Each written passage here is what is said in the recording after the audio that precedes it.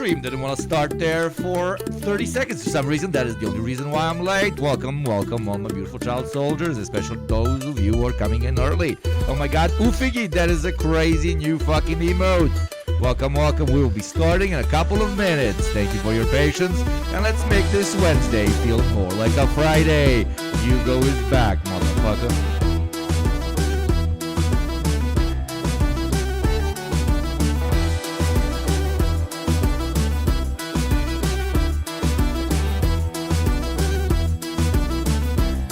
Thank you very much to the Falcony for the sub. Welcome back. 5 months, a beautiful child soldier. At this rate, you're going to become a beautiful child adult soldier. Haha, that's because you should never lose the child within you.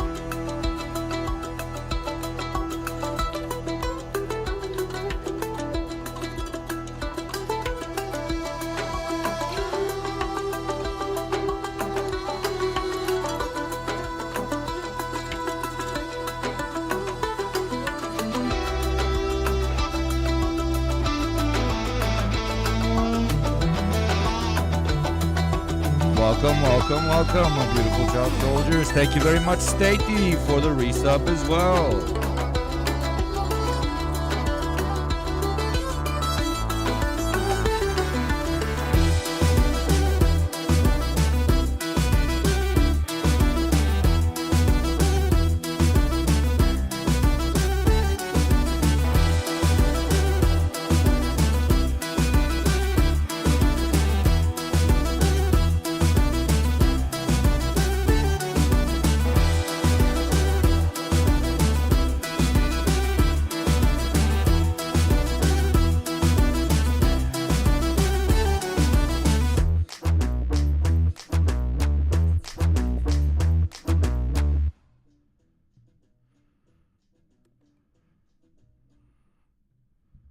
Welcome everybody to this beautiful, beautiful Wednesday morning, evening / afternoon. It's me, your favorite randomly masked Balkan boy who screams about political points that he cares about. We have all the OGs up in here. We have Kubashi. We have Dr. Sleepy Fist. We have Zifia H. We have new emotes as well. Do not ever complain in chat about not enough emotes. Thank you, Figgy. Is you gay pinko? I am your favorite Kamskin Christian anti-Zionist pigskin. Let's hope that our great Lion King returns. It is a Wednesday. It is between 4 p.m. and 7 p.m. where I am. You will never know, even though you can know if you ever look at the fucking schedules. I post over on good old Discord. My weekend has been very wedding friendly. I went to one on Sunday. It was a day wedding. It was very strange, but I enjoyed myself. A bit of day dancing and day drinking is always a welcome addition. I recorded the D program on the next day on Monday with a slight hangover, but that was absolutely doable. We have very cool shit in store for you over there. Yesterday was my beautiful partner's birthday, so happy birthday to her. Celebrated with her, spent the whole day doing that. And today I was really looking forward to coming back and streaming with you little content sluts. Thank you very much, MXG. Another fucking OG is right in chat for the 5th month resub. Thank you very much. And thank you, Chanteller Critter, for the 100 bits. And immediately a hype train has started without us even beginning. The choo-choo is strong and the choo-choo is big. And when the choo-choo gets very big, it runs as a missile in the sky right down on Netanyahu's house, depending on how long and thick it gets. Just like everything in life, it's not about size until it is about size. Anyways, welcome back, everybody, all you faithful faithful chatters and child soldiers of the great Yugopnik Jisraeli Gunner Army. For those of you who are new here, you must be confused about the types of words that I'm using. Well, get accustomed to it, because if you've watched Unhinged streams, then do X1000, and that is what we do here. Thank you very much again, Chanterele Kriter, for the 100 bits. Beautiful, beautiful, beautiful. How has your weekend been? How has your first 2 days of the week been? Tell me, I would love to know. Hopefully some of you got jobs. Hopefully some of you lost jobs. Hopefully some of you did something that is not connected with the eternal chain to which we are linked, called the goddamn job market. Hugo's monologues will always make my day. Thank you, Ora, Ora, Ora, and me reading your name will always make my day. I quit my job, 1 week left. Good for you. Good for you. It's been very good seeing friends visiting, some moving. Very cool. Romka is back. Yugopnik, when is the next time we watch my favorite Russian liberal Dugin? Thank you for the 100 bits. Whenever you send me a link of him translated in English, and I would love to cover it. Let us start today's hype train, news train, with our favorite Depression Now.com with Amy Badman, coming straight to you from the War and War Report. I actually practiced this in the toilet before we started. We need a full, so it's depressionnow.com. You're joining me, Amy Badman, and the War and War Report. Okay, that is how we are titling it from now on.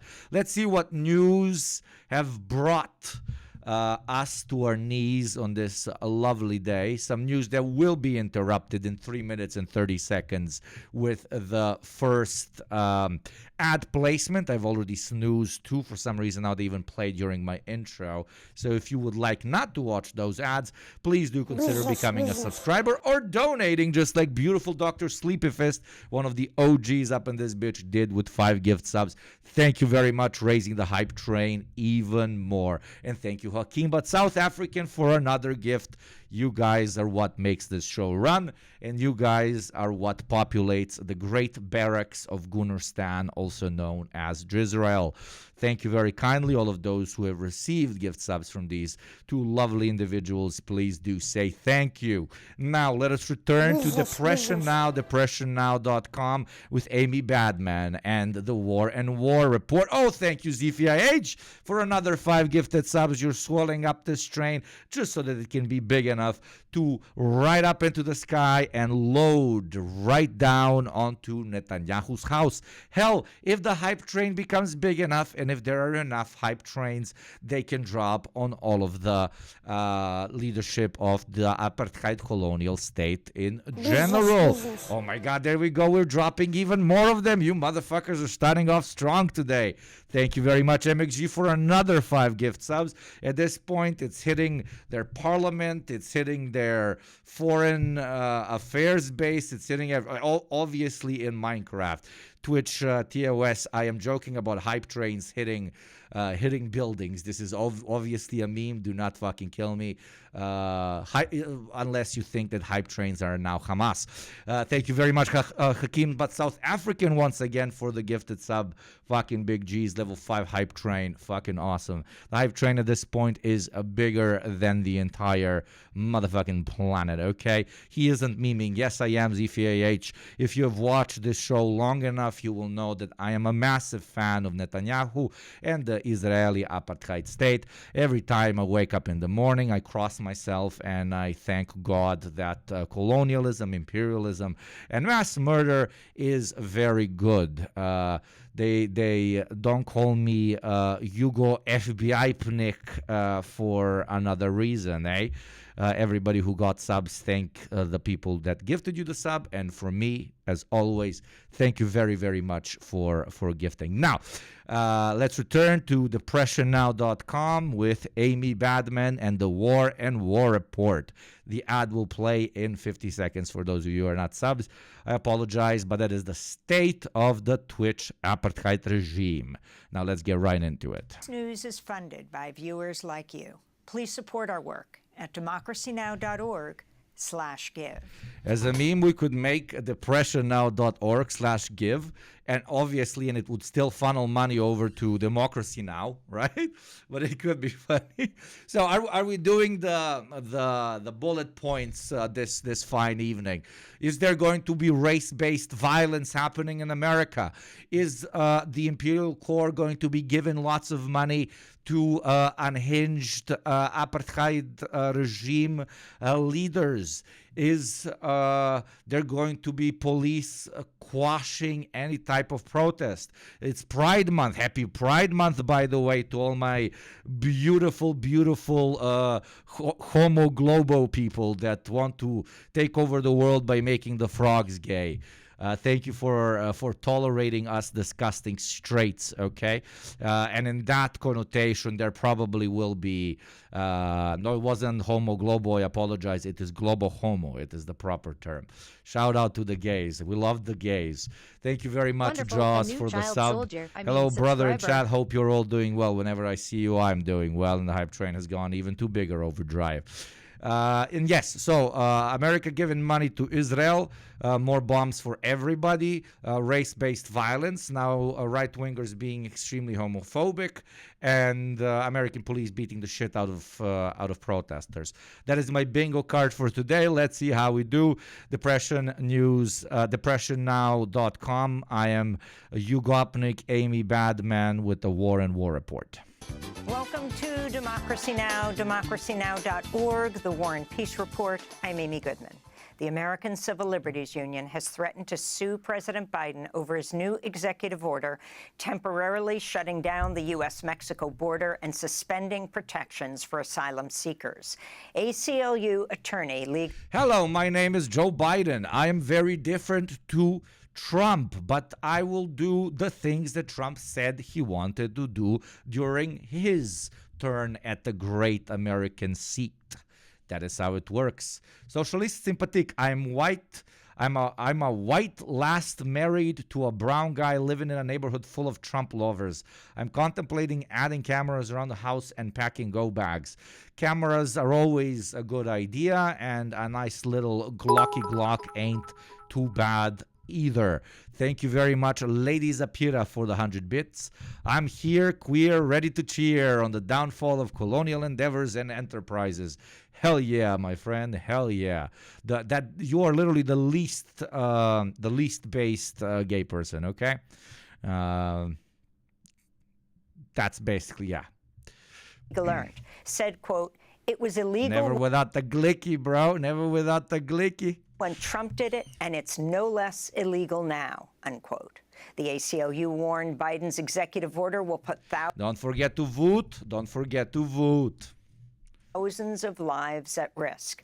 Do we want a red wall or a blue wall on the southern border? Do we want homophobic cops shooting immigrants, or do we want people that celebrate Pride Month shooting immigrants? That is the choice laid before you, the great American people. You must decide your destiny, and you must decide the flag you will be draped in as you squash every ounce of individualized and group opponents before you. Biden announced the new policy at the White House Tuesday.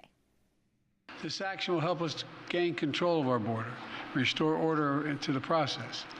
He's not doing this because the elections are coming right now and he needs the racists to vote. The racist. I love how because of that fucking particular meme, the racist. The racist. I can no longer say the word racist like normally. I have to say the racist. Even when calling out people in real life, I can't be like, dude, what the fuck are you saying? That's racist. I have to say, dude, what the fuck are you doing? That's racist. Okay, dude? Switch. I am Biden, and I will still bash your head in, but I'll do it while flying a pride flag, so it's different. Exactly, Hakeem, always on point. This ban will remain in place until the number of people trying to enter illegally. Rainbow border wall with puzzle piece, barbed wire for autism awareness. Slay! Is reduced to a level that our system can effectively manage. President Biden made the announcement just weeks before his first debate with Donald Trump. Under the new measures, which went into effect just after midnight, the border would be closed whenever the daily average of asylum requests surpasses 2,500. It would remain closed until after the daily average falls to 1,500. In Ciudad Juarez, Mexico, migrants seeking asylum in the United States criticized Biden's move. This is Fausto Valenzuela from Ecuador. I hope Biden puts his hand on his heart and revokes what he has in mind of closing the borders. I hope he opens his heart to all migrants we see in the world attempting to cross into the United States. Shut up, what are you talking about? Can't you see? The second I saw him and he fucked up because he's wearing a silver jacket, I could immediately compare his skin tone to that of his hoodie and his undershirt. And therefore, I have come to the absolute conclusion that this is both a gang member of Mexican cartels and on top of that, a member of Al-Qaeda. And Biden's move to stop him crossing into the country is de facto correct, okay? Next time, wear something darker so I cannot recognize the brownness of your skin, which obviously equals to somehow both being a coke-dealing Mexican, even though you're Ecuadorian, and a member of Al-Qaeda. Thank you. Oh, now he's also Hamas. Yes, we must not forget. Must not forget that he is also Hamas. We'll have more on this story later in the broadcast. In India, final results from the world's largest ever election show Indian Prime Minister Narendra Modi appears to have secured a third term in office, but in a shocking development, his Hindu nationalist BJP party has lost its outright parliamentary majority. Thick L's, nationalists as always.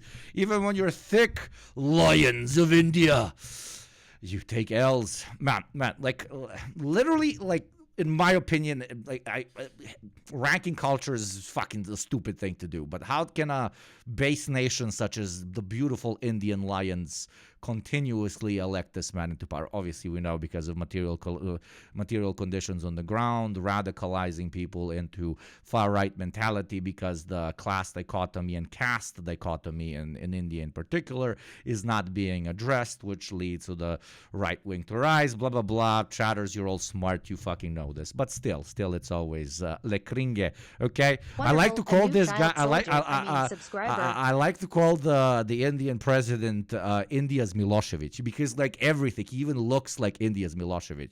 Like, look at him and look at Milosevic, okay?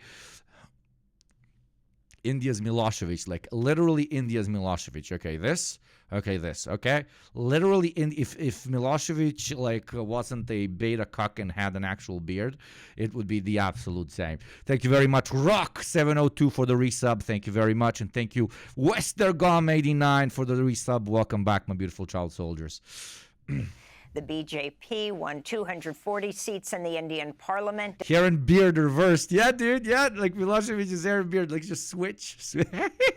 Down from over 300 in the last election. The BJP will now have to align with smaller parties to form a government to keep Modi in power. The opposition coalition, known as India, exceeded all expectations by winning 232 seats. Opposition leader Rahul Gandhi said, quote, "This is a huge message to Mr. Narendra Modi," unquote. Israel's killed. Well, let's take the what's it called? The fucking hope pill. I mean, they didn't do as well as it was expected, so that's relatively based. Okay, so good work to the Indian opposition. Killed at least 75 Palestinians in Gaza over the past 24 hours. Do they literally have a Roman salute as the logo? I thought the same thing, but it's a coincidence. Not everything is deeply rooted in European definitions of certain symbolism. Sure, the caste system was a pre-existing evil, but this ding-dong is living on an anti-Muslim vibe, and that's British rule 1,000%. Exactly, Nanashi Makoto. Like, I've said this 1,000 billion times. Fascism, racism, and hatred is not a exclusively European concept, even though it does come from the European continent originally. Even though that can be argued. You can apply in-group, out-group bigotry for political points in any ethnicity, period. But it is very ironic, and always will continue to be, that people who are actively discriminated by the very founders of racialized ideologies, the Europeans, who would consider them subhuman, than those quote-unquote subhumans calling somebody else subhuman. That is always, fucking incredibly cringe. Like, even more cringe than when Europeans do it, right? As Israeli We Slavs suffer from that massively, right? Like, from the get-go of European fascism, Slavs have always been defined as, gorilla monkeys that are inbred with disgusting Asiatic hordes, end quote.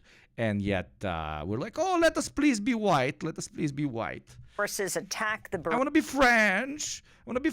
Please let me be French. Rej and al-Maghazi refugee camps in central Gaza. Israeli strikes also killed 8 Palestinian police officers in Deir al-Balah on Tuesday. One Palestinian official accused Israel of deliberately killing police officers in an effort to spread chaos in Gaza.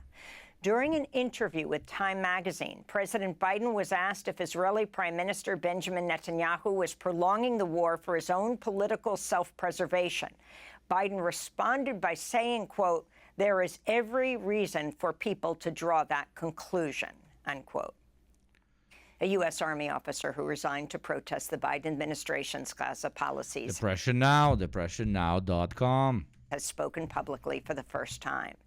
In an interview with CBS News, Major Harrison Mann, who worked... Dude, Israel has made the impossible. I actually feel sad for police. Jesus, that's dark, dude.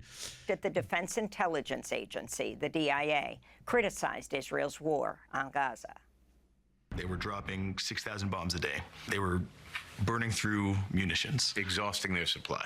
It was very easy to link our support, which I was part of, to the killing in Gaza. What bothered this intelligence officer specializing in the Middle East the most? His view that the Israelis were targeting Palestinian civilians indiscriminately, and that U.S. This is an Army major. This is a man who has dedicated his life to the American cause, to the American military cause. One that worked in the fucking intelligence service of the U.S. War machine. And this man, with so much, let me not shit on him, but let's say ideological bias that's not just like organic ideological bias that we all eventually eat up by existing in the world that we live in, but one that like very enthusiastically jumped in the ideological pool, into ideology of the American dominion. This is a man that is now saying, dude, I can't be a part of this. Holy shit, I really can't be fucking a part of this. Then there's no fucking excuse for your fucking uncle that is barely surviving on minimum wage and chugs fucking 10 Bud Lights every fucking morning to not support the Palestinian cause, okay? Like, this guy has so much of who he is directly linked to the American State Department, and yet he basically abandoned his whole career. This is a major. This is like, it almost doesn't get higher than this. Was like, okay, I'm out of this shit because how fucked up things are. So no excuses for anybody else. So I guess, yeah, respect to the major. weapons made it If even an Imperial stormtrooper can see the truth, nobody has an excuse. Exactly, lele. possible. Were the Israelis using American weapons against civilians in Gaza? I can say Even like CBS, Jesus Christ, cocked bullshit, more like it, CBS.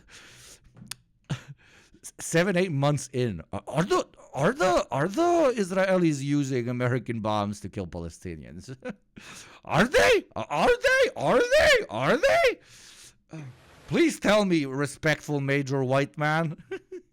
Because I can trust you. I can't trust the thousands of videos or the data shown by the Browns. Please, you tell me, are they doing this? Please corroborate more. We are not informed here on cock-based news, BS news. almost certainly yes. But were they doing so intentionally? I don't know how you kill 35,000 civilians by accident. Major Harrison Mann was interviewed by... What a fucking question. Even he was like, oh. You seriously asked me this question, sir? CBS News' Jim Axelrod. In news from Washington, the Republican-led House has voted to sanction International Criminal Court officials for seeking arrest warrants against Israeli Prime Minister Benjamin Netanyahu and Israeli Defense Minister Yoav Gallant. The bill calls for sanctions. By the way, before we continue, thank you very much, chat, especially to all the subs, because we have reached Partner Plus 2 program, which to reach that, 300 individual new subs had to become a sub 3 months in a row, which we achieved, which now for every sub, which is $5, I will not be receiving 50%. I want to be as transparent as possible on this show. I will be receiving 70%, okay? 70%. So major fucking thank you for the gift subbers, but especially in this case, the individual subbers such as the lovely XO1 Zoo. So thank you very much. And that should, I guess, encourage you to know that it's more is going to me and more air conditionings in my house than it is actually going to Twitch or whatever. And that didn't mean I wasn't asking for that. But thank you, Yana Gibashi. Thank you for the 10 gift subs, you fucking psychopath. Yana is fucking insane. That is 121st gift sub. Everybody say fucking thank you to Yana Gibashi. I'm about to put 11 ACs in here, okay? 11 ACs. I'm going to buy more flip phones that you hate so much. Thank you, Yana Gibashi, as always.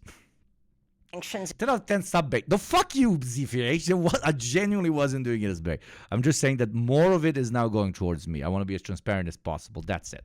That's it. Okay, let's continue. Against anyone involved in ICC investigations of Americans or U.S. allies that are not ICC members. The final vote, 247 to 155, with 42 Democrats joining Republicans. The bill heads to the Senate, where it's not expected to pass. The New York Times is reporting the Israeli... Sanctioning the International Criminal Court. My bingo card, went too weak up on today's depressionnow.org with Amy Badman. Just...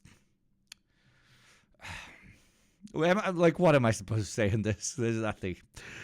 It's classic good guy behavior when you even think about sanctioning an entire institution specifically devised under the idea of finding and punishing international war criminals. It is classic behavior. The government's been running a secret online campaign to influence and target U.S. lawmakers and the public to generate more support for its war on Gaza.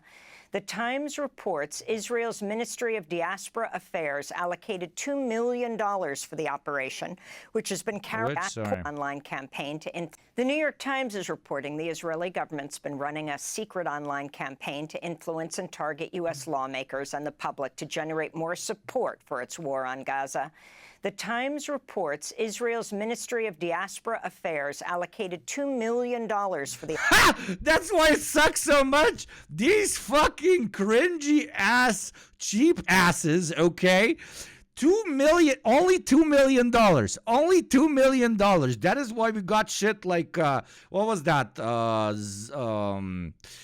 Come on, help me somebody. The college video. The college video where they're like, oh, purple hair teenagers support Hamas who will kill the gays. Remind me what was the title of the video. Remind me what the title of the video was. Where they're standing there and like, oh, they're playing characters of American college students and making fun of them for loving the Hamas. The Israeli comedy, yeah, Israeli SNL. Israeli SNL, I don't think queers for yeah, this Israeli SNL skit. I mean, I was like, why is the shit coming out of this country so fucking shit? It's because Hi, everyone. They have 1,000 people trying to shill for them, and they only give out $2 million. Dude, Xi Jinping himself mails me in cash $2 million a day, okay? For me to shill anti-American propaganda. We are live on YouTube with Colombia Anti-Semitic News, where everyone is welcome. LGBTQH. H. Hamas. Yeah, I totally sim Hamas. Yeah. It's so trending right now. This is the propaganda you get when you only fucking put $2 million into it. Jesus Christ. No, obviously only $2 million were found, etc., etc. They put in much more, but you get my point. No, please, cringe, don't play it. I won't. Do you see the video of them doing the same thing for Eurovision? Yeah. Untisemiati, ain't no way, yeah. See, she please evaporate these people with a Dongfeng missile. The operation, which has been carried out by an Israeli marketing firm called Stoic. Last week, the social media... What, 2 million? They gave 2 million to the marketing agency. Okay, now I can tell you, I worked for marketing agencies, and like a random telecommunication company in the country of between 5 and 10 million people that I lived in that just wants to sell more cell phones and SIM cards gave the ad agency I worked for $1.5 million. Okay, you're expecting to silence people on an active genocide with only 2 mil. My brother, my brother, I almost said in Christ, but yeah, holy shit. The company Meta shut down hundreds of fake accounts set up by... Speaking of cheap dream sets, some U.S. lawmakers agreed to remove child labor laws for literally 4 figures. Yeah, like, I keep talking about this. Like, go get that money. Like, sell your soul or whatever the fuck. But you motherfuckers be selling your soul for no fucking money at all. like fucking nothing. Nothing. Soul... 100K. Soul, 100K. Just become a fucking podcaster / Twitch streamer / whatever. You're going to do more propaganda for less money, man. Stoic. The Times reports more the money. campaign focused in part on black Democratic lawmakers, including House Minority Leader... Anarchalia Marx. Anarch Charlie Marx. My soul is worth like 2 mil minimum. Mine is 10. I'm a bit more expensive. I have a platform now, okay? To work for Israel, though, I would rather eat my own dick as I shit on my face, okay? There's no money. There's literally no money. Hakeem Jeffries and Georgia Senator Raphael Warnock. The covert operation also created fake accounts on the platform X and set up 3 fake English language news sites. Human Rights Watch has condemned Israel for... English news sites. My brother, nobody reads news sites. What is this agency? Who fucking reads? Were their targets exclusively 75-year-old plus? Oh. I love when the enemy is not only disgusting, but also completely fucking doesn't know what they're doing. Repeatedly firing incendiary white phosphorus shells into southern Lebanon over the past 8 months. The group's verified white phosphorus attacks on 17 municipalities, including 5 towns where the shells struck populated residential areas. Lebanon's Ministry of Public Health says the attacks have injured at least 173 people.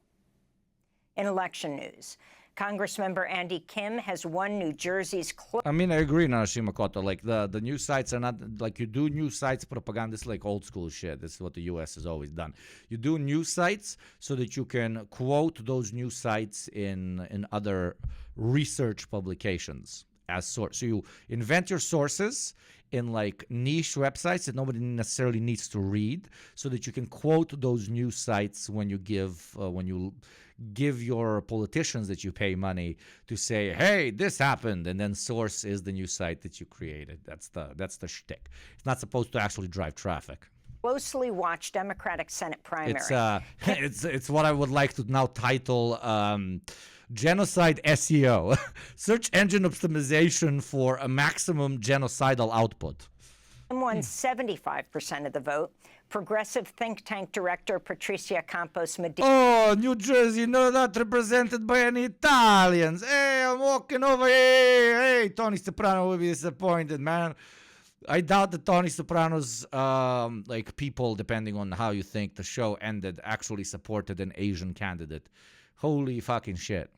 Medina placed second with 16%. Do you think that Tony Soprano was a Republican or a Republican? The Democrat or a Republican? What do you think?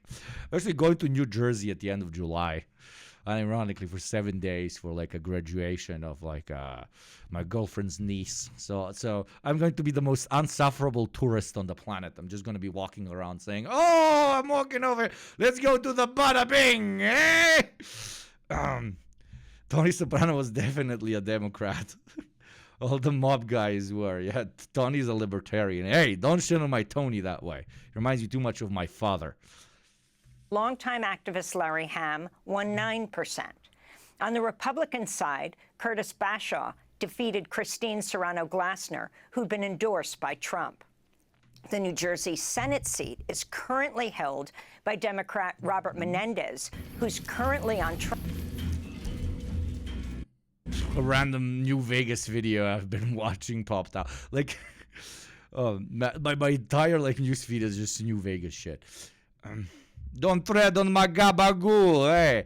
Hey, we can't close down the border. We're not gonna have people to work in our fucking meth dealerships. Hey. Trial for corruption centered on bribes tied to the Egyptian and Qatari governments. Last week, Senator Menendez filed papers to run for re-election as an independent. Menendez's son, Democratic Congressmember Rob Menendez, won his primary House race in New Jersey. Meanwhile, Joe Biden won the New Jersey Democratic presidential primary Tuesday, but nearly 9% of voters chose uncommitted. Oh, I wonder why.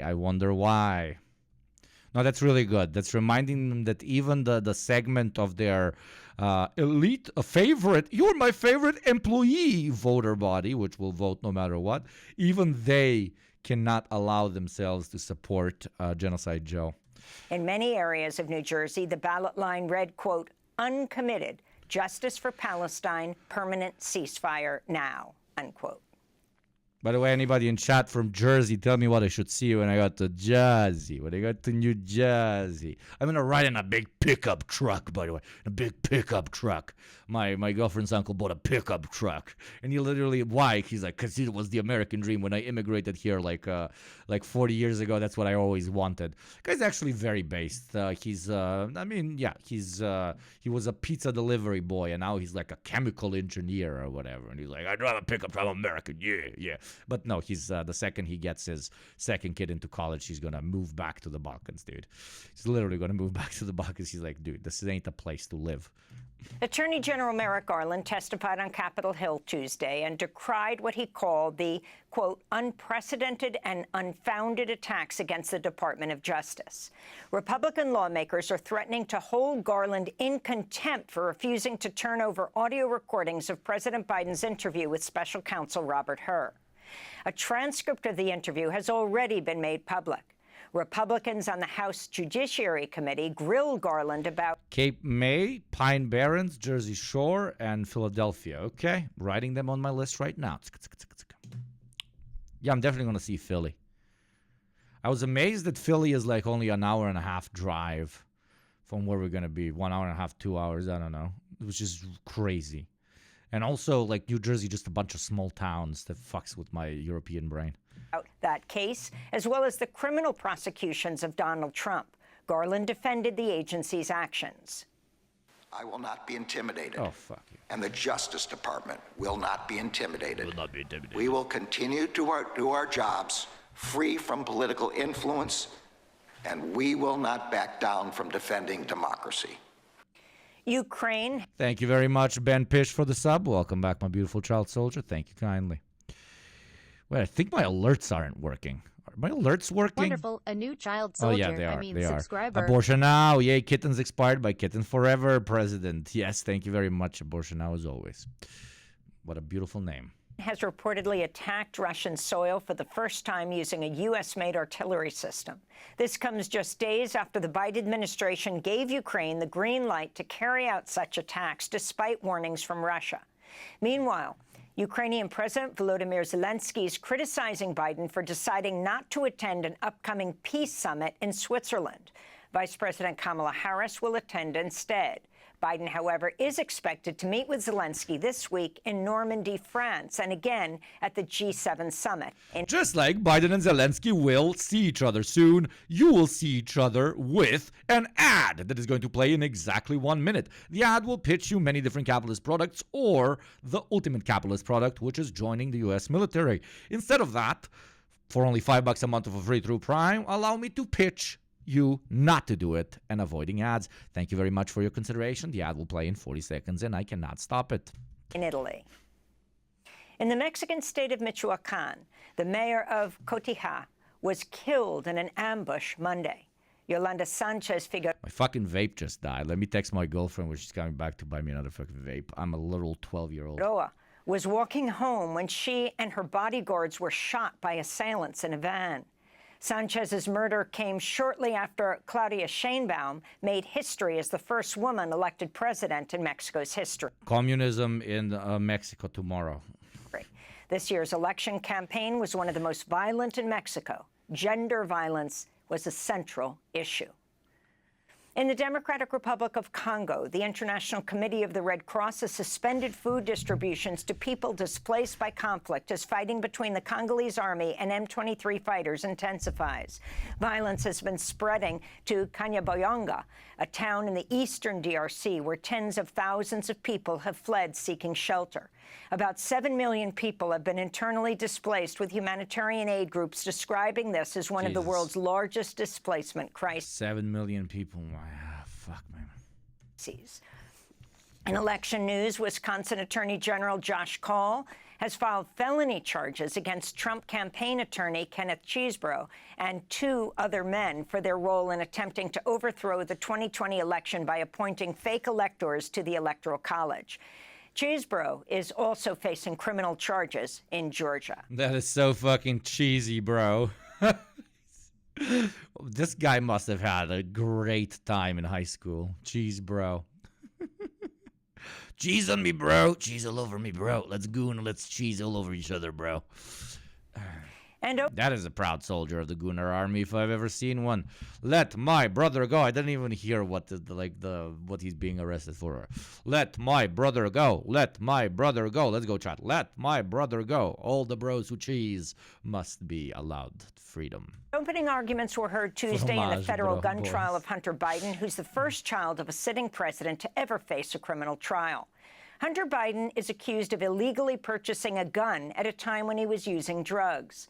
On Tuesday, prosecutors played audio recordings of Hunter Biden reading the audiobook of his memoir. These guys can't help make Hunter look even cooler.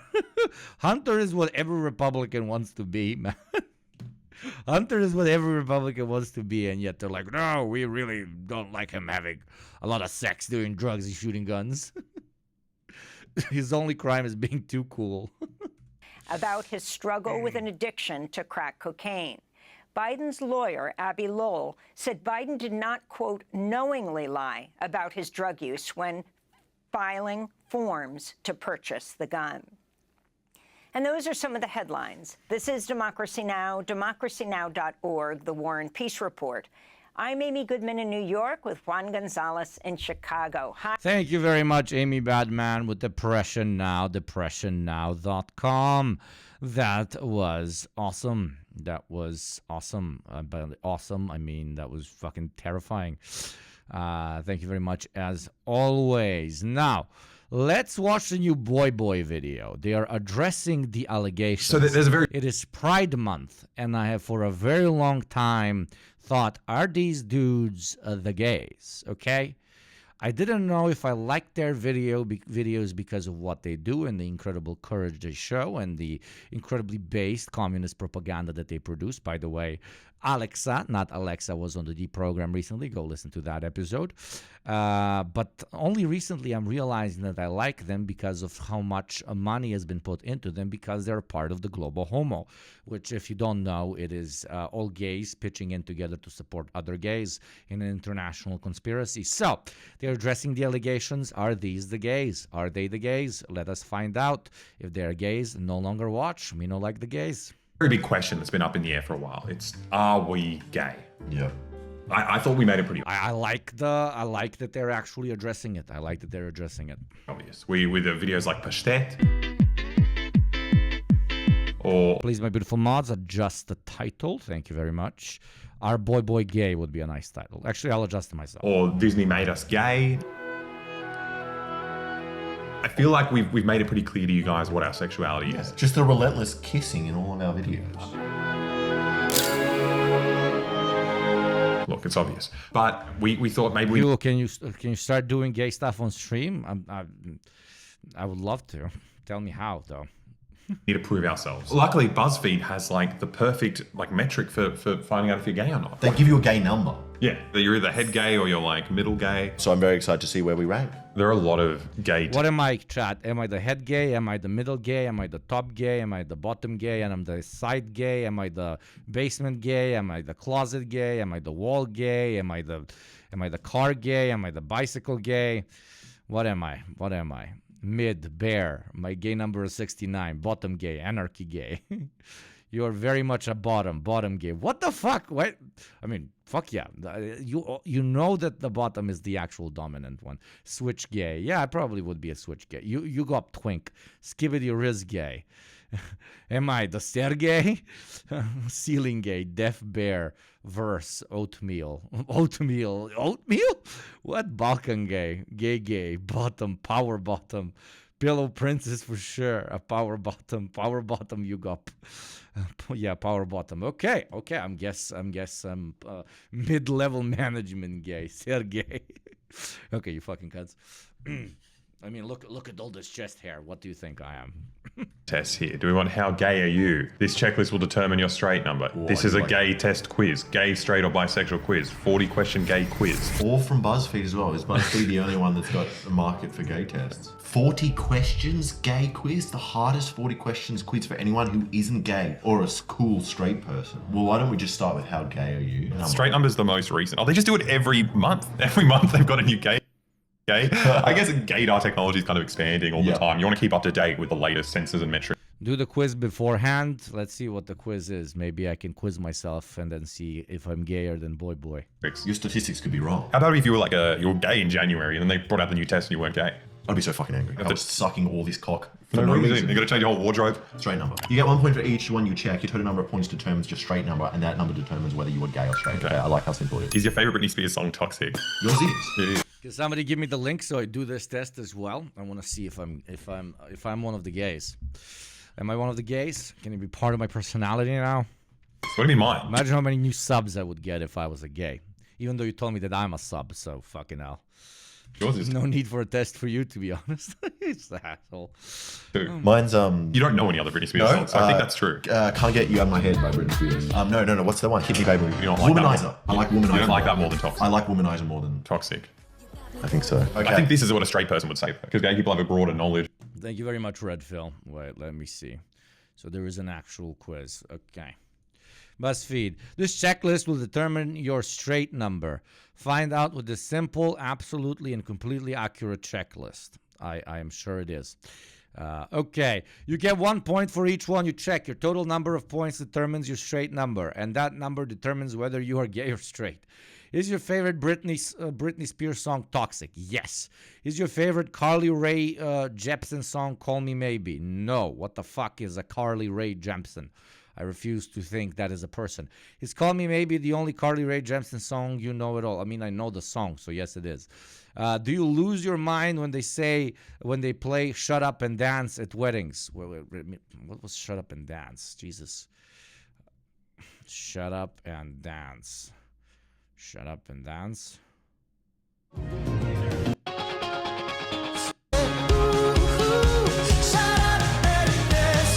Oh, fuck no, I don't. I sit down. I sit down immediately. Holy fucking shit. No, I don't. Oh, my God. AKA the white gay quiz. That's a no. Is Perfect by Ed Sheeran the perfect first? I fucking hate Ed Sheeran. If Ed Sheeran is your favorite fucking performer, you absolutely do not have a personality. Do you like Ed Sheeran? No, thank you. Do you have no... I feel like it's straight dudes that don't have girlfriends that like Ed Sheeran. I'm not, you know... Hugo is incredibly straight. Like, I'm not trying to be incredibly straight, but Ed Sheeran sucks. What, you telling me that the gays love Ed Sheeran? What? I am splitting with the gay community right now. If you're telling me gays like Ed Sheeran, fuck off. No fucking way. No way. No way. You basic motherfuckers. Do you have any idea who Little Mix is? Little Mix, let me see. I'm bad with names, especially these little names. Little Mix. Little Mix? The last show. No, I am not informed on who Little Mix is. Do you love Giant Jenga? It can be fun. I don't love it, but okay, I can play Giant Jenga. Have you not posted a new Instagram picture in over a year? I just now posted, so I have. Do you have empty liquor bottles on top of your cabinets? I used to. I am growing as a human being. I no longer do, but I used to have many empty liquor bottles that I collected for no particular reason, okay? And then I heard the joke, if he still collects empty liquor boxes, you shouldn't date him, okay? So, no, I don't. But I guess that makes it a yes because at some point I did. Do you wear underwear under board shorts? Yeah, hygiene. I don't know. I don't want people to see my nuts. Do you own anything with Grumpy Cat on it? Oh, I had a sticker. I had a sticker with Grumpy Cat. I was very basic and 9-gaggy, okay? Do you say love wins? What? I say the great communist revolution wins. Because I'm cringe and a nerd. Do you have inspirational quotes like live, laugh, love in your house? No, if I enter a house and they have a quote that says live, laugh, love, I turn around and I leave the fucking house. Do you, like I literally, like I was drinking with a friend of mine that took an Airbnb in this town we went to. And they had live, laugh, love, and I turned them around like, so it says evil, evil. So no, please, please don't have something that says live, laugh, love in your fucking house, okay? Unless you're a 60-year-old white mother, then it's chill. Hugo's quote: "Bread, peace, and land." I guess. Do you call your friends the boys? The bros, the dudes, the boys. Of course, they're the boys. Do you use the word buddy to refer to friends? No, that's a JT thing. Do you refer to individual friends as my man? Of course, my man. What's up, my man? How you doing, man? Hey, man. Yeah, of course, dude. Do you refer to babies as little man or little bud? Hey there, little man. You're so. But I don't. I understand why people would do it, but I don't. I don't. Can you open a bottle with a lighter? Of course. This is homophobic. What? If you cannot open a bottle with a lighter, you're not gay? What? I'm sure gays can open bottles with lighters. Okay? Do you love St. Patrick's Day? No, I don't live in fucking America. Have you ever participated in SantaCon? The fuck? Santa Claus doesn't exist. Sorry to break it to some of you. Do you own an acoustic guitar? No, thank you. Oh, God. Oh, God. No, I'm kidding. Owning an acoustic guitar is super cool, but please, when people are enjoying themselves at a party and having nice conversations, don't whip it out and start playing it randomly. That literally kills every fucking party, okay? Unless you're like, I don't know, chilling at the beach and there's like a nice fire going on and shit, and you want to like do background music, don't pop out the fucking guitar. You're not cool. You're not cool. Yeah. Don't whip it out at a party. Got it. Exactly. Have you ever brought your acoustic guitar out at a party? Oh, that's the next question. I didn't even see it. No, please do not do that. Do you love grilling? Funny enough, I love standing next to the griller guy and like complaining about how he's not doing anything right. I love doing that, okay? Like pointing it, like, no, flip that one, but never actually grilling. So no, I don't love grilling. I love being the guy next to the grill guy who fucking backseat griller. Exactly, that's me. Have you ever referred to hot dogs as dogs, grilling up some dogs? No, we have real meat here, okay? I don't need to eat pig toenails and teeth, okay? That's a hot dog, basically. So no, thank you, no. Do you drink regular soda? No, because I get liquid diarrhea immediately. I guess liquid diarrhea is a straight thing. Gays don't get diarrhea. Do you own a vest? Yes, I have many vests. I like vests. real meat. Yeah. Yugopnik, you're not gay. Yugopnik, I love me some real meat, man. Have you gone to a Dave Matthews Band concert? God, no. Is your hand down your pants right now? No, but if I wasn't streaming, it absolutely would be. Do you think Grindr is a dating app? From my gay friends, I know it can be, but it very much so isn't. It's dating app, if you know what I mean. Do you love karaoke? No, shoot me in the head. I'm not fucking singing in front of a bunch of people that I don't know, okay? But I love seeing my friends sing in front of a bunch of people they don't know. That's always awesome. And then grilling them on how bad they are. Yeah. So, have you ever sung Mr. Brightside at karaoke? No. Do you like walking slow? Yes, I like walking slow because I like to show everybody just how pretty I am. Do you like hot coffee more than iced coffee? I like both of them equally, but yes, hot coffee is preferable. You can feel more of the taste, I guess. Do you not, what, is it a sin to drink iced coffee in the winter? No, it is not. Do you not even drink iced coffee at all? No, I do. Do you drink glasses of milk? Oh, I love glasses of milk. I love me a fucking filled, nice cold glass of milk. The only reason I'm this fucking tall and I have a fucking bone structure stronger than the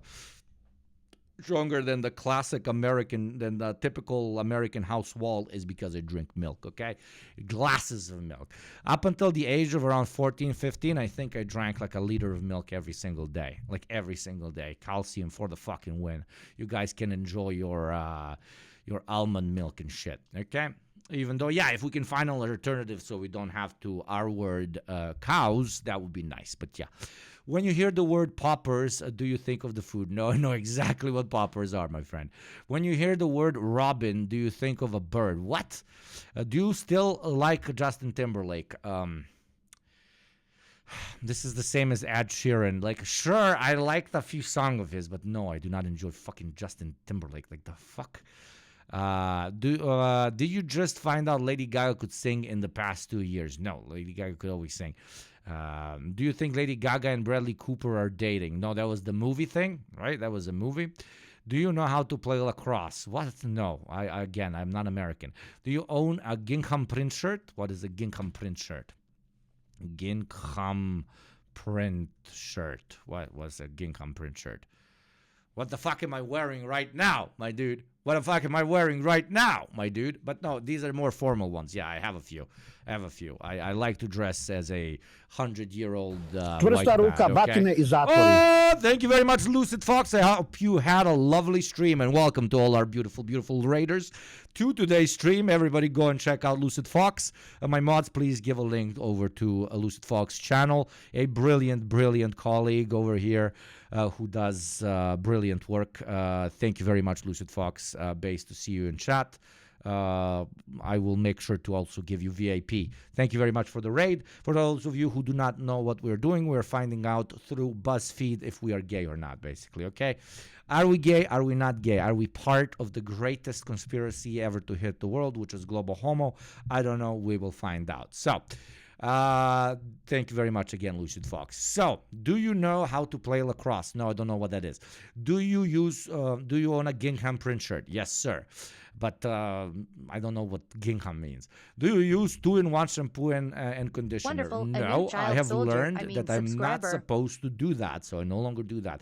Thank you, Gaddafi. These nuts. 2-in-1 shampoo is against Jesus, so sorry to say it. Yeah, and if that makes me straight, then I'm the straightest motherfucker in the world, okay? Straightest edge that you have ever cut yourself on. Speaking of straightest edge, in exactly 2 minutes, with a straight edge, Twitch will come to your throat and say you will watch this ad or I will cut it. Well, there is an alternative to it. The great subscriber button, which will fly through the window and take the knife straight out of Twitch's hand for only $5 a month or for free through Prime. So if you want to avoid the ad that's going to play in exactly 1 minute and 40 seconds, please do consider becoming a subscriber or giving one to somebody else. Thank you very much for your consideration. Be just like Gimpaws, which just subbed. Thank you kindly. Have you ever participated in No Shave November? Yes, I have. It's a Wonderful. great A new excuse to child look soldier, like a subscriber. Orthodox priest or somebody who's surviving the Fallout universe. Thank you very much. Amazing Bird Show as well for the second month resub. Straight Edge, no thanks, Bezos. Exactly. We continue. Do you participate in fantasy football? No. For God, again, these are like American-centric as fuck. This test should be like, are you American, not are you gay? Is your favorite Kelly Clarkson song Since You've Been Gone? Kelly Clarkson? Man, dude, what the fuck is a Kelly Clarkson? Kelly Clarkson. Kelly Clarkson. Kelly Clarkson! Since You've Been Gone. And all you'd ever hear me Say. Okay, yeah, I kind of ride with Kelly, but I don't think it's for gay reasons. Okay, thank you very much, Gaddafi. These nuts for the gifted sub, my brother. Thank you very, very much. Okay. Yes. So, have you ever participated in a gender reveal? If anybody calls me to their gender reveal party, I will proceed to punch them right in their throat and then steal their child and run away. The child is still not born. I will cut it out of the pregnant lady. Okay, I will cut it out and I will nurture it under the sun with my man titties. Okay, I ain't coming to your fucking gender reveal party, motherfucker. Do you have a friend abolish all genders exactly? Do you have a friend named Cheese? What? No, but I love me some cheese, brother. Okay. Have you ever been to a fish con? This is also American. What about the Grateful Dead? No, I haven't. No, I haven't. Have you ever stolen a traffic cone? No, I haven't. Even though that now is giving me great fucking ideas. I'm so fucking stealing a traffic cone. I am stealing a fucking traffic cone. Do you love Queer Eye? I think I know this show. Right?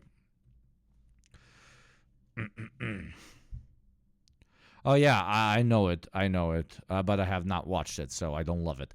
Have you ever taken a picture with a fish? Not yet. I would love to take a picture with a fish. So I guess I have not murdered a fish in cold blood yet, okay? Stealing construction signs is pretty fun. Yeah, it sounds brilliant. Do you have a wooden American flag in your living room? Chad, do you think I have a wooden American flag in my living room?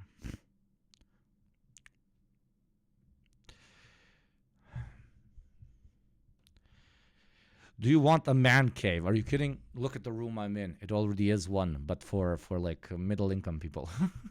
Only for knife throwing practice. Exactly, Victor D&D. Yeah, 1000%. Exactly. Do you love the show Friends? No. I know a lot of you connect to the show Friends because of your childhood or whatever the fuck, but your basic is fucking shit. Okay? Your basic is fucking shit. Thank you for coming to my TED Talk. Did you love the movie Big Lebowski? I didn't love it, but I enjoyed it. It's a fun film. Okay, so I guess I'll click. Do you make margaritas with that bottled margarita mix you buy in stores? Oh, we don't have that product here yet. That is not. We are not in this is such a developed stage of capitalism, so I do not make margaritas with bottled margarita mix you buy in stores. What the fuck? And lastly, most importantly, have you ever used the word hubby? The fuck? No? You and your hubby? Oh, are you and your hubby going for a vacation? No, I haven't used the word hubby. Okay, show me my results. To-tum. And they are what? You're definitely gay. You checked more than 87%. What? Fuck yeah, man. Yeah, brother. Yeah, brother. We're gays now, brother. We are gays now, brother. Yes, brother. You gay pink confirmed, brother. We are fucking gay as shit, brothers. Let us fucking go and eat some A's, brothers. Yeehaw, brother. You have statistically low straight number and therefore can assume you are gay. Thank God for that.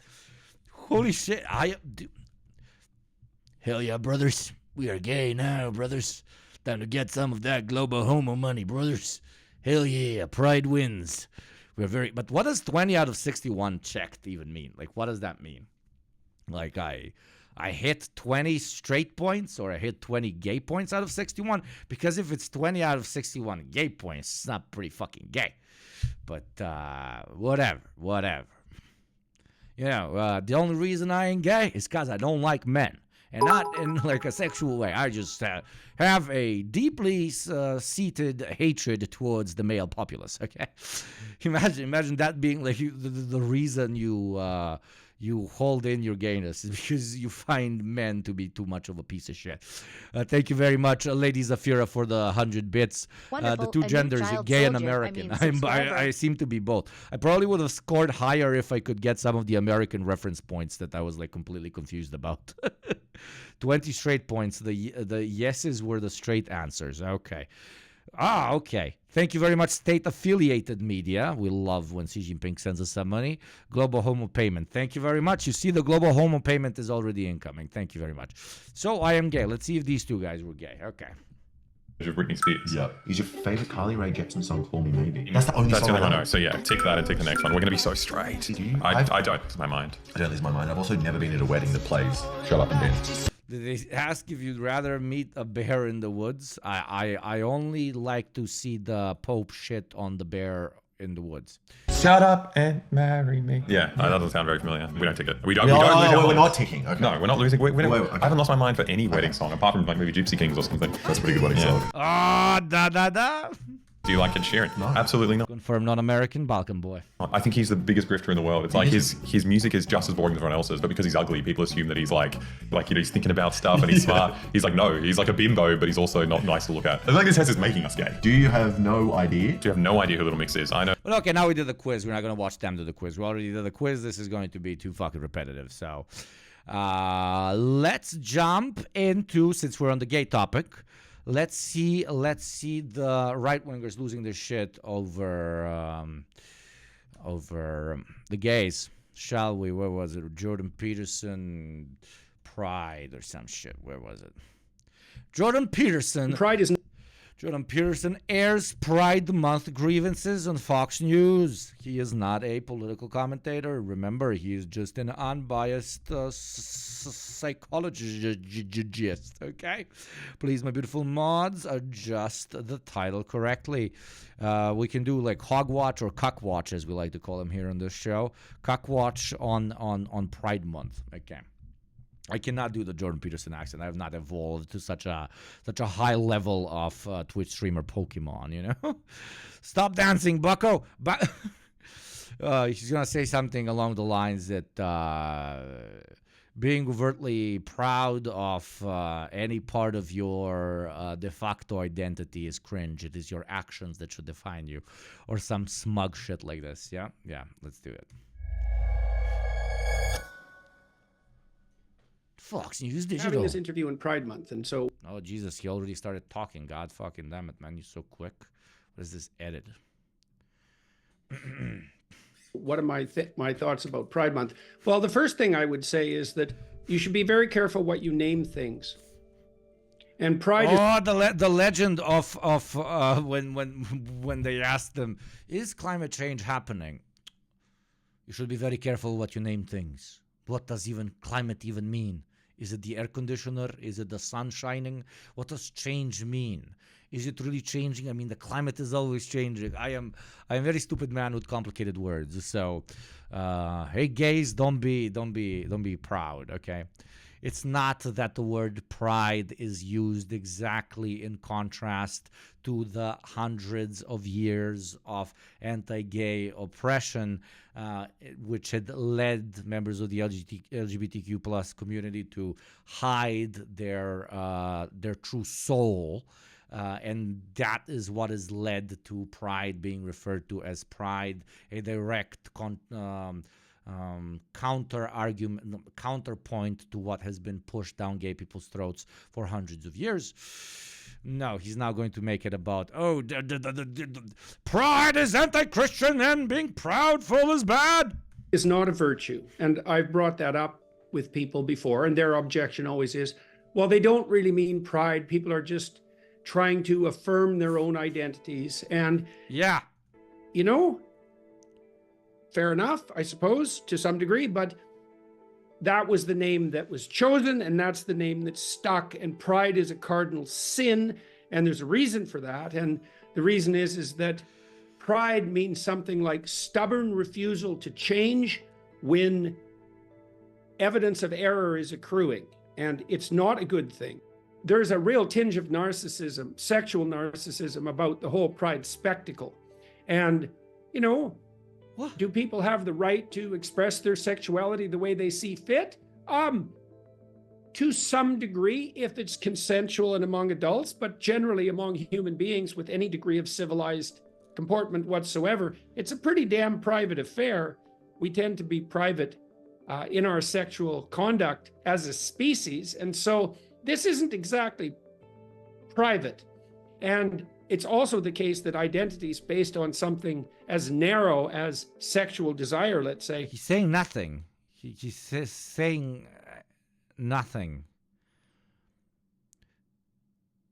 Pride is a cardinal sin, so it's bad, but people are saying that the gays are doing it because they want to affirm their identity, which I guess is okay.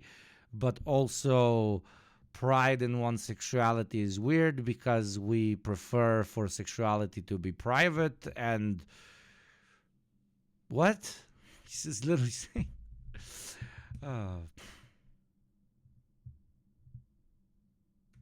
Aren't identities at all.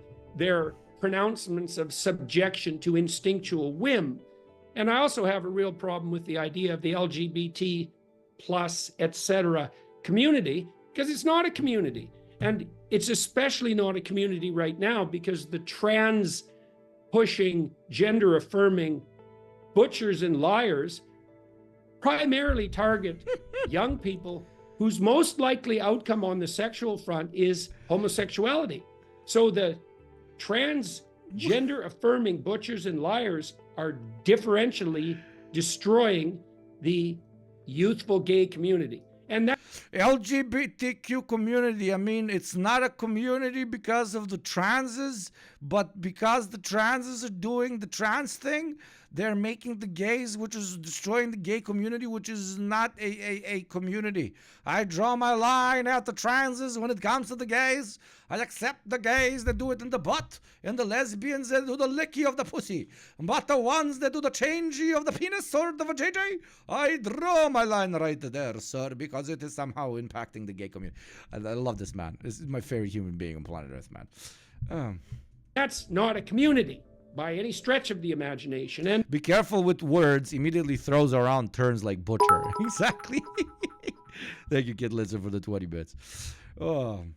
There's a famous conservative thinker, Chesterton, and Chesterton has a concept, the fence, and his Chesterton's fence. I mean, they're like cocks like this piece of shit. They always like to move the border a bit back and back, and now because homosexuality is relatively well accepted in the American political arena, let's call it that, they know that they can't push as hard on the the gays are basically pedophiles, right? So now they want to differentiate all the gays from all the transes, not because there obviously is a very legitimate difference there, but because they want to keep the audience that is pro-gay, but that is still confused about what they're supposed to think about trans people. And, classic fucking saw division and segment the type of audience you want to speak to and then speak to them differently. Wonderful. A new child soldier. Subscriber. Thank you very, very much, Master Spike, for the sub. Welcome, my beautiful child soldier.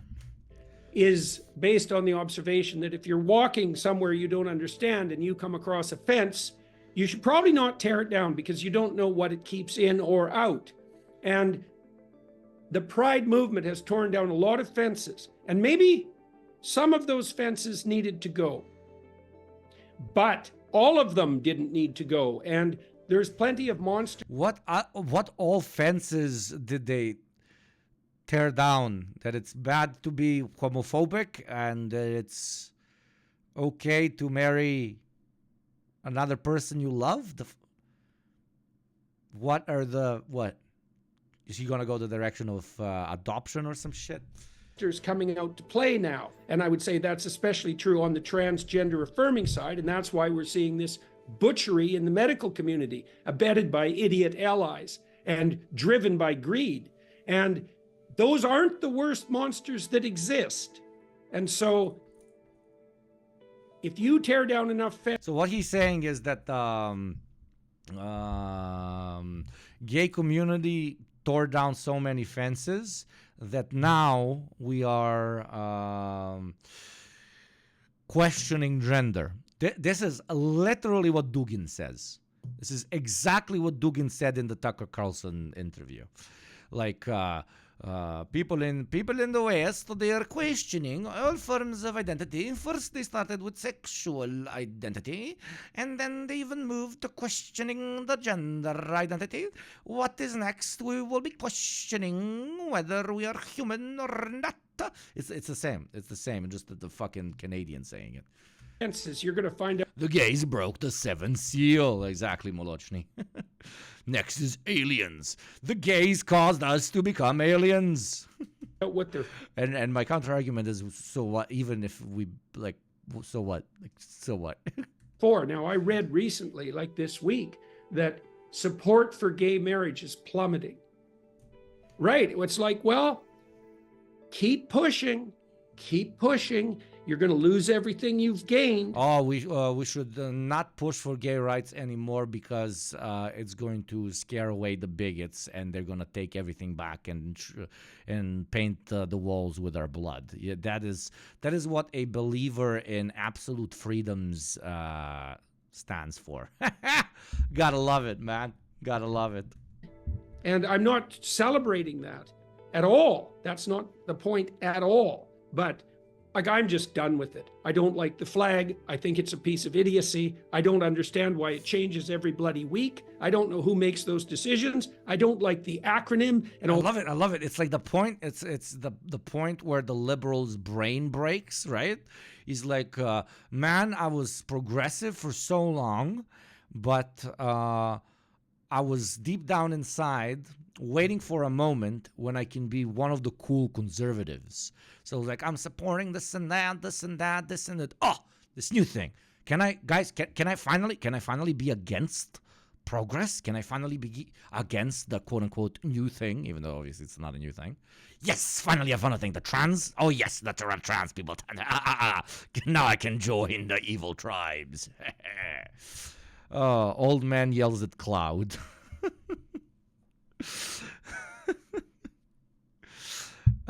Jordan thinks he's so smart. He's a dumbass. He uses word salads. He only knows fancy words. That's it. He doesn't even use fancy words anymore.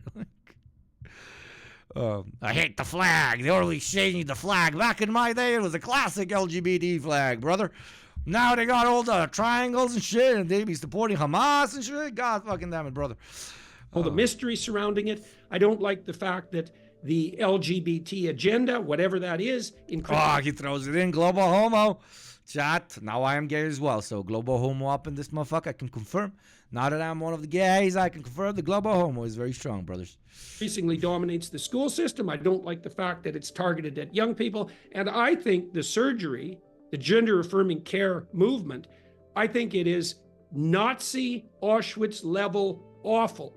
Agenda, whatever the mystery surrounding it. I don't like the fact that the LGBT agenda, whatever that is, increasingly dominates the school system. I don't like the fact that it's targeted at young people. And I think the surgery, the gender-affirming care movement, I think it is Nazi Auschwitz level awful.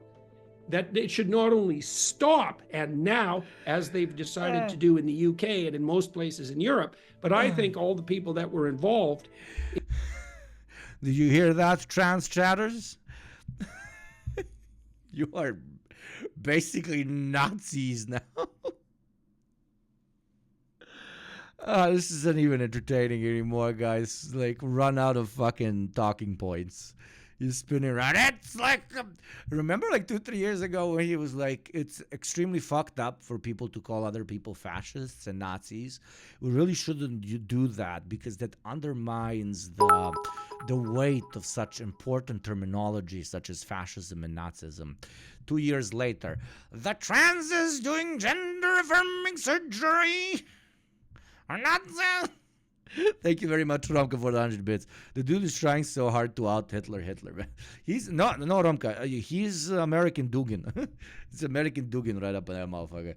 Speaking of American Dugan and becoming an alien, Twitch is now going to pitch to you to become an alien by over-consuming deeply hormonally disbalanced food through advertising. Well, avoid that ad in exactly 1 minute and 30 seconds and continue supporting me as I take a massive piss on Jordan Peterson's face. But he will not like it because he is not gay. He's very much not gay. No. But if that piss is mixed with a bit of benzos, he would fucking lie down and take it, especially if it takes him to a coma. In the surgical transition of minors should be imprisoned. So there's a lot of house cleaning. Dude, your fucking daughter proposes that everybody fucking eats meat and almost caused a bunch of fucking deaths. Who the fuck are you to talk about good motherfucking parenting, okay? If you wanna talk about a body modification and the problems that come out of it, quote unquote, maybe tell your fucking daughter to stop fucking imprinting 100 liters of filler into her face every morning before she wakes up and consumes like 10 kilos of raw beef steak kidney children liver. Okay, maybe start with your own fucking house before you tell people what they're supposed to do with their kids. Thank you. To do on the pride side of things. And I don't believe that a celebration of an identity that encapsulates something like 3% of the population before it became a fad is inclusive in any manner whatsoever. So I think pretty much all of it's a lie. And it's a dangerous lie, and it's a lie with... What's a lie? What, the gays are a lie? The gays are a lie. It's a lie. It's a lie. What the fuck is... Man. Real monsters hovering on the edges. And so... And, like, enough. Wendrick, clean your own room first, Jordan Peterson. That was good. As far as I'm concerned, enough pride in the churches, enough pride in the bloody banks. I don't want to walk into the Bank of Nova Scotia and be celebrating pride. It's like I want to go and put my money in or take my money out without any political idiocy, and certainly without it. Banks, commonly known as non-political institutions. I mean, obviously, it's very cringe when corporations like just paint themselves in pride flags because they want to do it for internal and external marketing. But any celebration of sexuality, I don't know what the hell the banks think they're doing. And the churches, well, that's just for the churches to be flying pride flags. It's like pride is the cardinal Christian sin. Right. So what the hell? What's going on with the flags exactly? What exactly are you celebrating here? Tolerance. It's like, yeah, tolerance of vice is not a virtue, and pride is a vice. Words have meaning? No, they do not. My name is Jordan Peterson, and I will make arguments and that nobody is making, and then debate them, and Fox News will fucking stream it. Today we're talking, and that is how it fucking works. That's how it fucking works. Let's see Ben Shabibo. Let's see. So Ben over the weekend, my favorite discount Jordan Peterson, Ben Shabibo, and his losing of minds to Pride Month. Then there was a Pride parade, a parade in which people engaged in pride with regard to what has traditionally been considered sexual sin.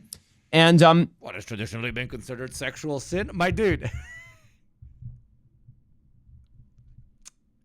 All sex with you should be considered a sin. They were confronted by pro-Hamas protesters. My boy loses his mind whenever there's any sex involved, man. Any sex involved, and he's like getting Vietnam flashbacks on the collective dump everybody took on him for the classic, my wife tells me it's okay if she's not wet down there. Which is fun. I will say I enjoyed this video. I enjoyed this video because who's more victimized? The bevies of gay people who are walking through Philadelphia not being victimized, or the bevies of pro-Hamas supporters who are literally out there standing on behalf of a terror group and are now holding up the gays. But what if I do both things? What if I hold up the gays and support the Hamas? This is some wonderful. It's a victim off in Philadelphia. Here we go.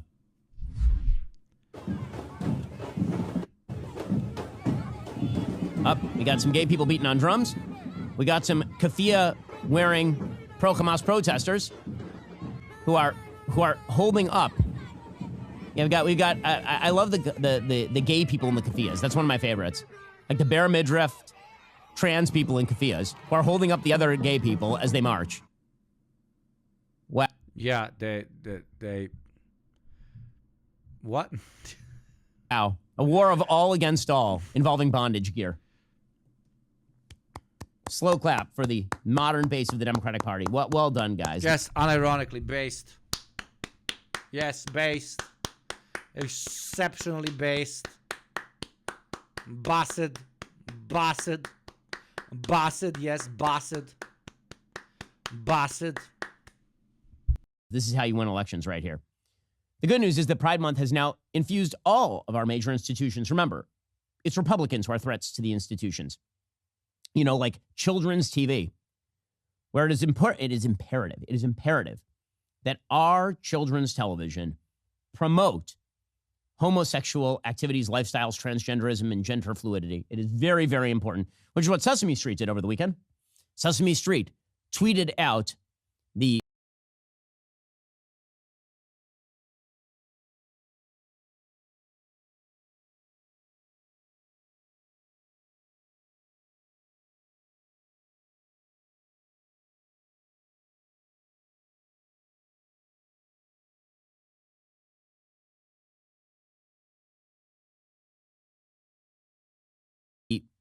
rainbow flag, but using like the furry tails of its various Sesame Street characters.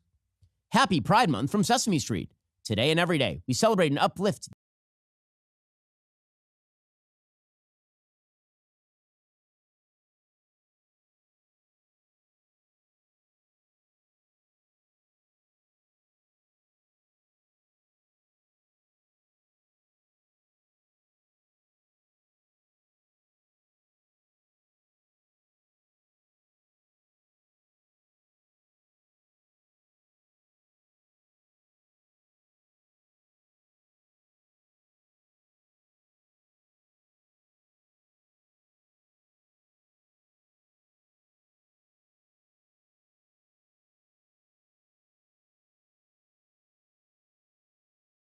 the LGBTQI.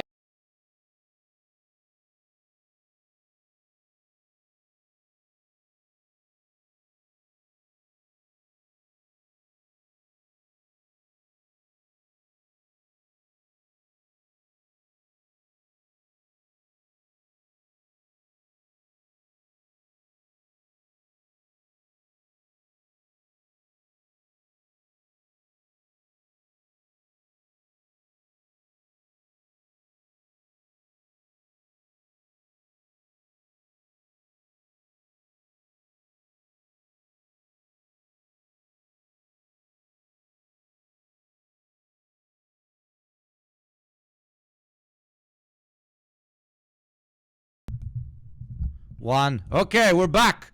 What the fuck was that? What the fuck was that? Less ACs, more mics. Jesus Christ. We're back. I'm sorry. I was going on a perfect fucking tirade, brother. Yeah, because I was talking, brother, my children just watch some fucking Muppets up in this motherfucker and they become gay, brother. My child now wants to have sex with a fucking doll, brother. I don't even know what kind of sexuality I'm supposed to call this, brother.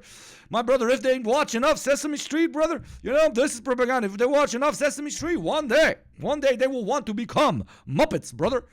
That is why there should be no Muppets. Last week, my child watched a wolf chase down a bird, brother. And this is pro-wolf propaganda because they want them all to become wolves, brother. They want to become birds or wolves, brother. They no longer want to be children, brother. It is... Children watch animated shows, brother, and they want to become exactly the thing that they see on that animated show, brother. So, I want only beautiful, straight, white, blue-eyed, children to be on TV shows. But the TV shows need to be segregated, brother. If you are a small boy, brother, you must only watch shows with other small boys on screen, brother. Because if he sees girls on the screen, brother, he will become a girl as well, brother. He will say, Dad, I just watch television with long-haired, no penis havers. I want to become like that, brother. Okay? Okay? Your young daughter should only be watching shows where there are other young girls there, brother, because she might get wrong ideas and say, I want to become this. Okay? It is very strange, brother. Now, can we goon together, brother? Darn, I only watch straights and I'm still gay. Hey. At some point, there was a Muppet show you watched where the Muppet was gay. And that turned you gay, okay? No, my brother wishes my children should watch absolutely nothing, brother. They should only watch us, brother. Because we're the straightest brothers ever, brother. Let's go now, brother. Oh, God.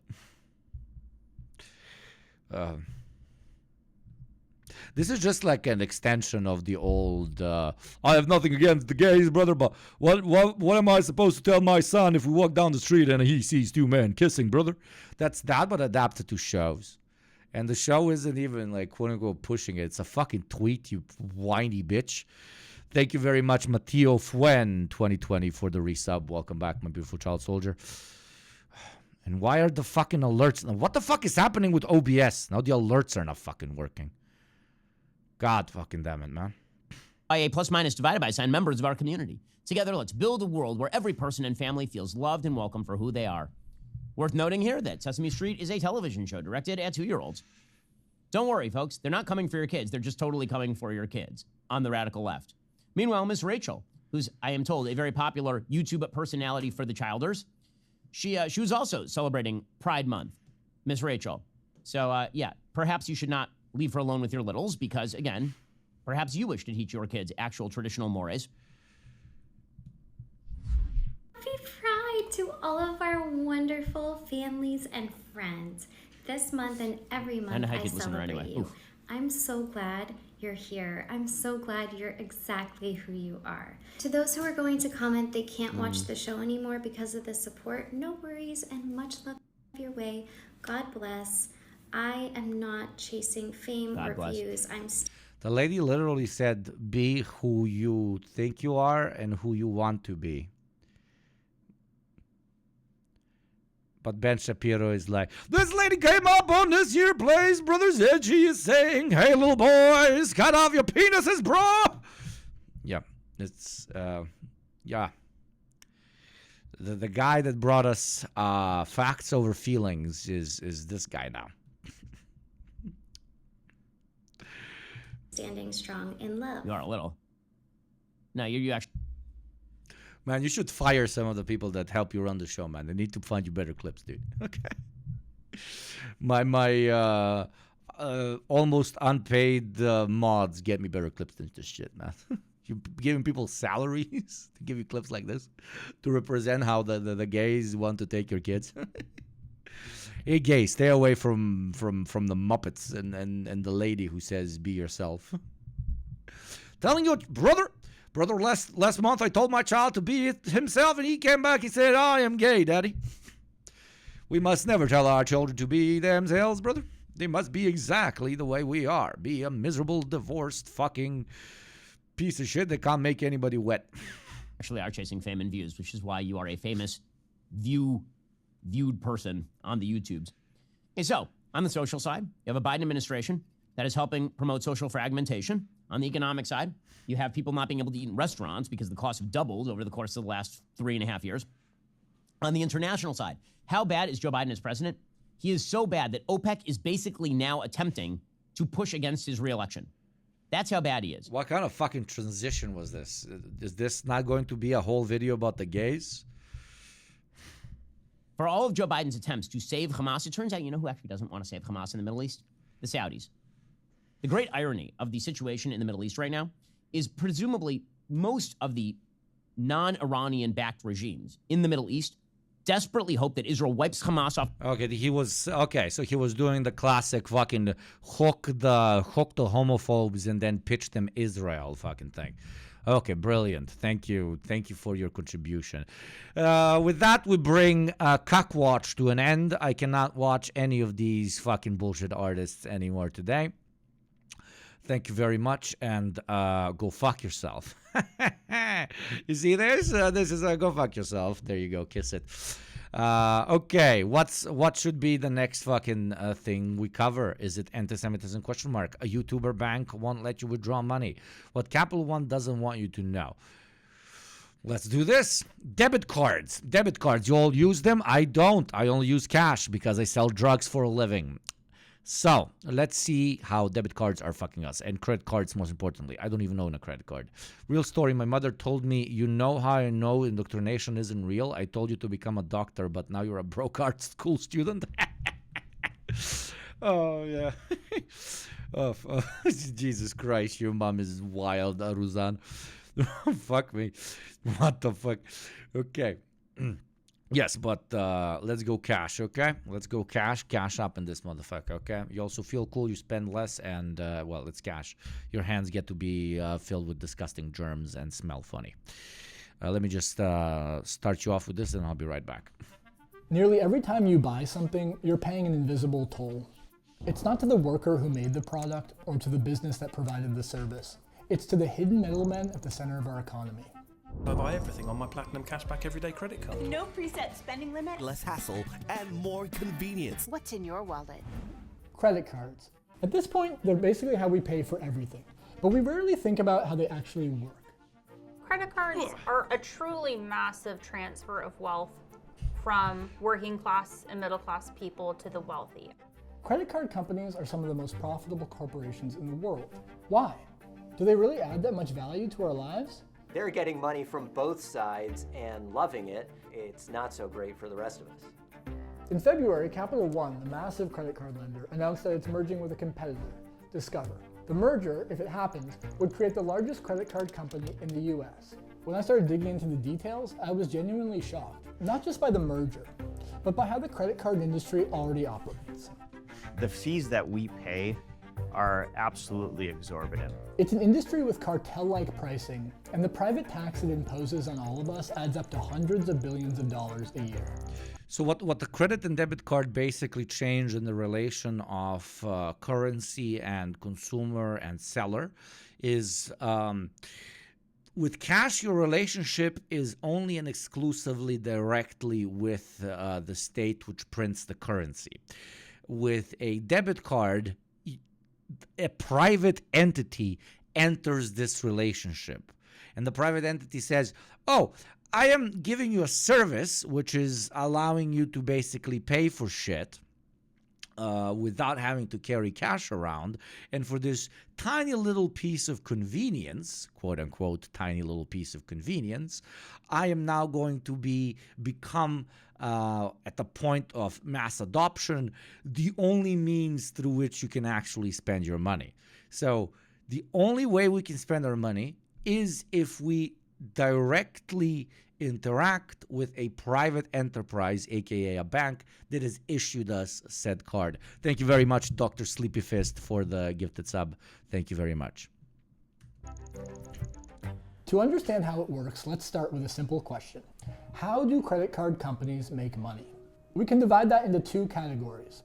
First, money they make from buyers, from interest and fees on cardholders like me and you. Second, money they make from sellers, from swipe fees charged to retailers on every sale. Let's look at the buyer side first. This market is dominated by the big credit card lenders, like Capital One.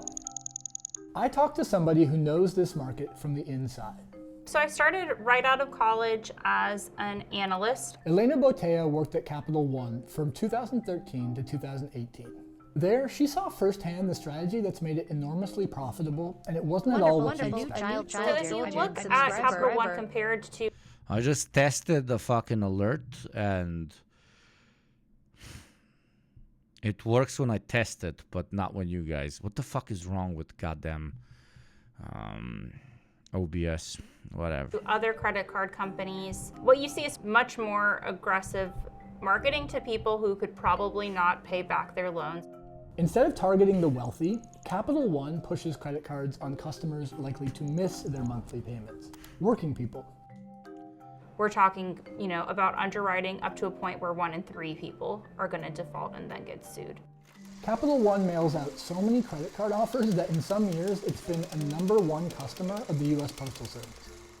But what surprised Elena was that the company's top profits came from something else. List always ask smaller local businesses if they offer a cash discount. The pizza place down the street for me takes 10% off if you pay cash. Yeah, that absolutely makes sense.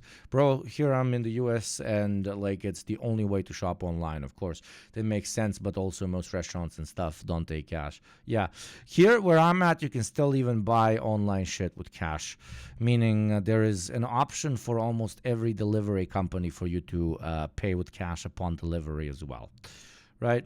Banks also invest the money you put into fund death, that as well. Its customers didn't ask for.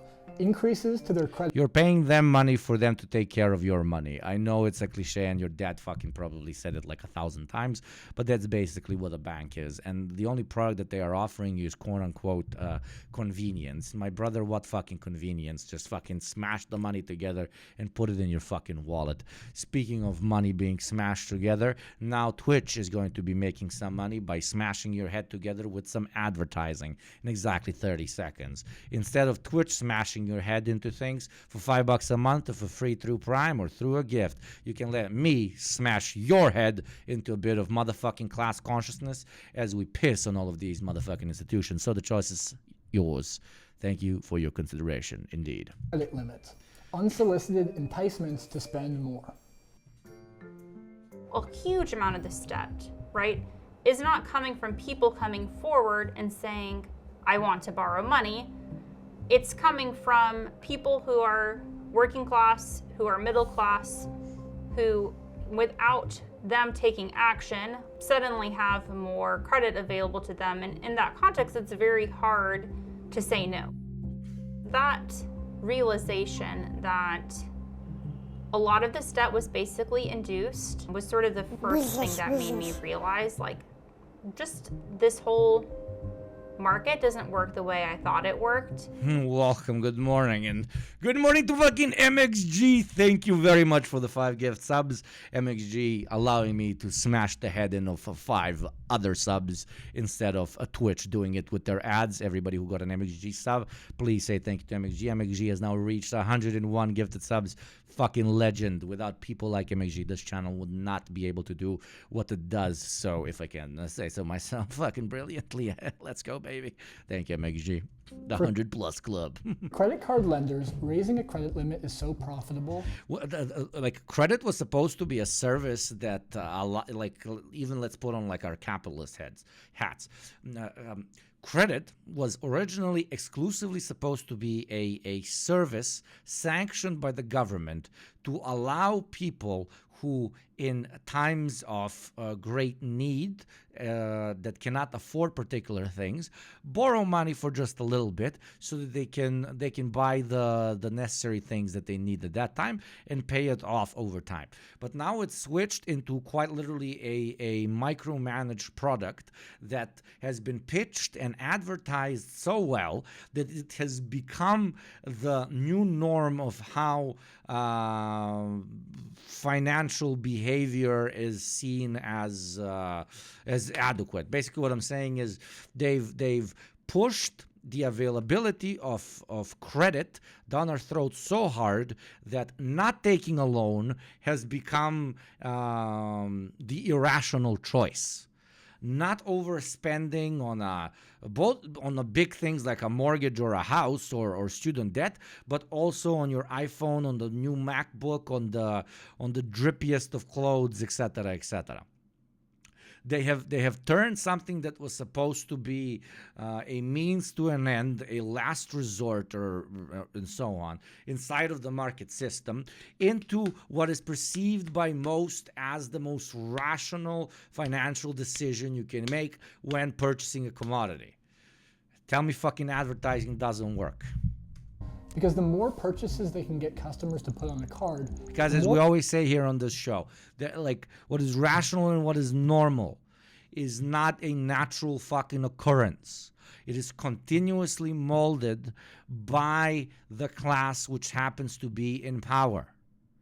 And inside of good old capitalism, where there is so much fucking financial capital, especially in banks, which operate, again, which is insane, again, as a business, they have enough budget to quite literally change the status quo opinion on one of the most basic human interactions, and that is trade. That is the purchasing ability of a human being. And they've changed our idea of, again, a capitalist idea. Let's continue with our capitalist hat on. They've changed the classic capitalist notion of you work hard, you make currency, you spend that currency, and you buy property, into you work hard, you don't have any money, so you go in debt to buy property that you cannot afford, so that you can pay off the bank, so that you can keep the property you cannot afford. So that maybe when you pay it off, you go back into debt so you can purchase the property you cannot afford. And circle and circle and circle, and snake eating its own ass, etc., etc. But when I phrase it the way I'm phrasing it right now, it sounds insane, right? But to the average human being, it doesn't sound insane. Debt, especially in the West, has become just a part of life. Like having a mortgage the way I do is just it's even considered for you to be successful that you had enough money for a fucking down payment. Bravo. What? You had enough money to become a fucking debt slave. That's what you fucking did. But it's normal. It's even seen as successful, right? Bravo. Good for you, man. You got enough for a down payment for that nice ride you drive. It's the bank's fucking car. This is the room we're in. It's owned by the bank. I'm kidding. It's owned by JT because I'm in his basement. But you get my fucking point. It's unhinged. But just like everything, it can be quote unquote normalized, as you Zoomers say it. But as Gramsci would say it, it's the internalized bourgeois ideology under which you find yourself as a member of a capitalist society. That's it. More interest and fees they're likely to rack up. The average American now pays over $1,000 a year. Exactly, Mighty Wetsock, when people say, that's just how it works, dude. But then they continue to tell you how women suck and you're a part of the matrix for listening to your partner or some shit like that. It's always those fucking cucks. Year in credit card interest and fees. And last year, credit card debt in the US reached over $1 trillion for the first time. At the same time, credit card interest rates have doubled in the last decade, reaching a record high in 2023, far outpacing the rise in the federal rate. A recent report by the Consumer Financial Protection Bureau showed that the bigger the credit card company, the higher its interest rates and fees. For the millions of Americans with lower credit scores, Capital One is the largest credit card lender. The second largest is Discover. But Discover's interest rates are on average 2 percentage points less than Capital One's. So there's little question. Jesus, whole 2%. It's a lot. They will come in the middle of the night, take your car, impound it, charge you $350 to steal your car, and $100 a day for each day they keep it. And you owe them thousands. Car financing is a huge trap. Don't do it if you can avoid it. Yeah, absolutely. MXG, I'm so fortunate to have gotten all my cars as hand-me-downs. Fuck yeah, man. Enjoy them. Question that combining these companies would raise prices for Discover customers. When Capital One and Discover are allowed to merge... If I'm buying a car right now, I'm buying it fucking cash, man. I'll never tell you what car I buy, so you don't fucking kill me for being a champagne socialist or some shit. But I'm buying that shit cash. I'm buying a used car, and I'm buying it fucking cash. I'm not fucking doing this shit. I had my car repoed Yanagibashi before, not fun. Yeah, same. There's fewer competitors, more opportunity to raise prices. We're talking about going from families spending $1,100 on interest per year in fees to how far up can that be pushed before Americans reach a breaking point? Okay, but what about the other way credit card companies make money? The swipe fees on merchants. Capital One and Discover argue that their merger would actually increase competition on that side of the market. But competition in that market does not look like what you might expect. 4 companies process credit card transactions: Visa, MasterCard, American Express, and Discover. Together, they're known as the payment networks. The payment network has the infrastructure to communicate the messages from the merchant's point of sale over to the bank and back. They're really like a data line. Doug Cantor is a small business. They are a data line, and the data line is run by private institutions. Like we say that states run finances, but you cannot use those finances without private institutions, without capitalist institutions, if you want me to sound like more of a LARPer, to interact with. Without capitalist institutions, we literally do not own the logistics of getting money from person A to person B. And the more currency gets digitized, the more that will be the case. And sure, there are pluses of a more digitized currency system because, you know, money laundering is more difficult, obviously. I should know that as a Twitch streamer. But when it's run by private institutions that charge fees for said transfers, then we're all fucked, because we're not only getting cucked by the state, but now we're getting cucked by capitalist institutions that cooperate with the state. And the only thing we wanted to buy is a fucking hot dog. Advocate who's been working to reform the credit card industry for many years. He explained that networks charge a swipe fee on every purchase, usually 2 to 3% of the sale price. Those fees have more than doubled since 2014, reaching $172 billion last year. 2014, 2 to 3% of the sale price. That networks charge a swipe fee on every purchase, usually 2 to 3% of the sale price. Those fees have more than doubled since 2014, reaching $172 billion. $172 billion only in 2023 for the service of taking your money and giving it to someone else. And both of you basically get charged. In this case, it's more businesses and so on. And let's again keep our capitalist hat on and not talk about, you know, the very obvious contradictions implied by the free market here. What does this do? If the credit card fees are 2 to 3%, all your prices are going to increase by 2 to 3%. We're losing our mind when inflation goes up by 2 or 3. And we, want to fucking hang our politicians. And here there are institutionalized corporate entities which, due to their very personally monopoly-like defined price points, increase the price of every single commodity in the market by 2 to 3% because the transactional fee is 2 to 3%. What do you think? Your mom and pop shop or the big Walmart, doesn't matter in this case, isn't going to up everything by 2 to 3% when they up their transaction fees by 2 to 3%. Of course they will. But no, we're not fucking hanging these guys off of corporate buildings.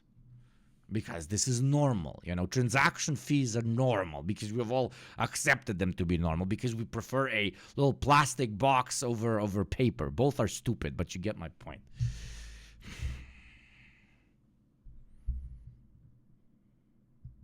I'm so cooked whenever I have cash, I think of it as free money because I already withdrew it from my account. Yeah.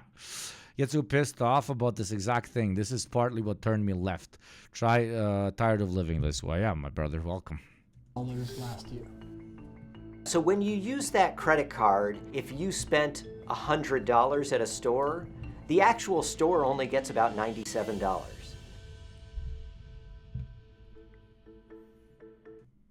Spent $100 at a store, the actual store only gets about $97.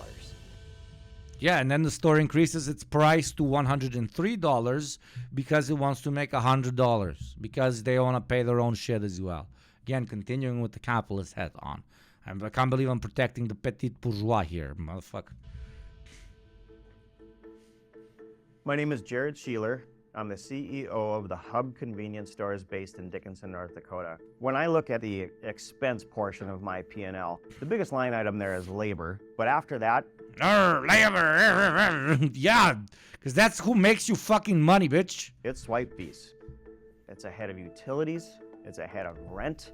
It's ahead of health insurance that we pay on behalf of our team members. Jesus Christ. There you go. Well, and like, maybe they won't increase the price on the consumer. They'll just lower the salary of the employees to cover the extra fee that is implied by the larger corporate overlord. This is a continuation of the conversation about techno-feudalism in general. Just this one is applied to banks. But with online markets, you have these online platforms that take even larger fees for you to be able, for example, to order something from Amazon. And it gets even more fucked. It's ahead of everything, which is kind of crazy to think about. As a business, amongst my 5 stores, our swipe fees last year were nearly $630,000. That's an absolutely massive expense, and we have to make up for it. We can't just say, oh, yeah, we're going to eat that. No, it's built into the prices of everything that we sell. What could I do with $630,000? What if $630,000 was cut in half? What if it was cut by 25%? I certainly would have more money to be able to pay our team members. Because it's such a duopoly, such a controlled marketplace, there's just nothing I can do about it. It's not a duopoly. It's not such a controlled marketplace. This is what happens with markets. Eventually, one eats everybody up. You wanted markets? This is what fucking markets are, my friend. This is what fucking happens. You literally create corporate institutions which manage all the money. And then they define a fee for you to use your money or receive money for sold commodity. How is that? How is losing 2 to 3% on everything you sell a standardized and normal thing for people? Because it is a standardized and normal thing for people, because enough people have accepted it as such. Just 2 companies really control this market, Visa and MasterCard. Together, they process 83% of US credit cards. And because they block cards from using any network besides their own, it's not an exaggeration to say that they set the price of the swipe fees that every retailer must pay.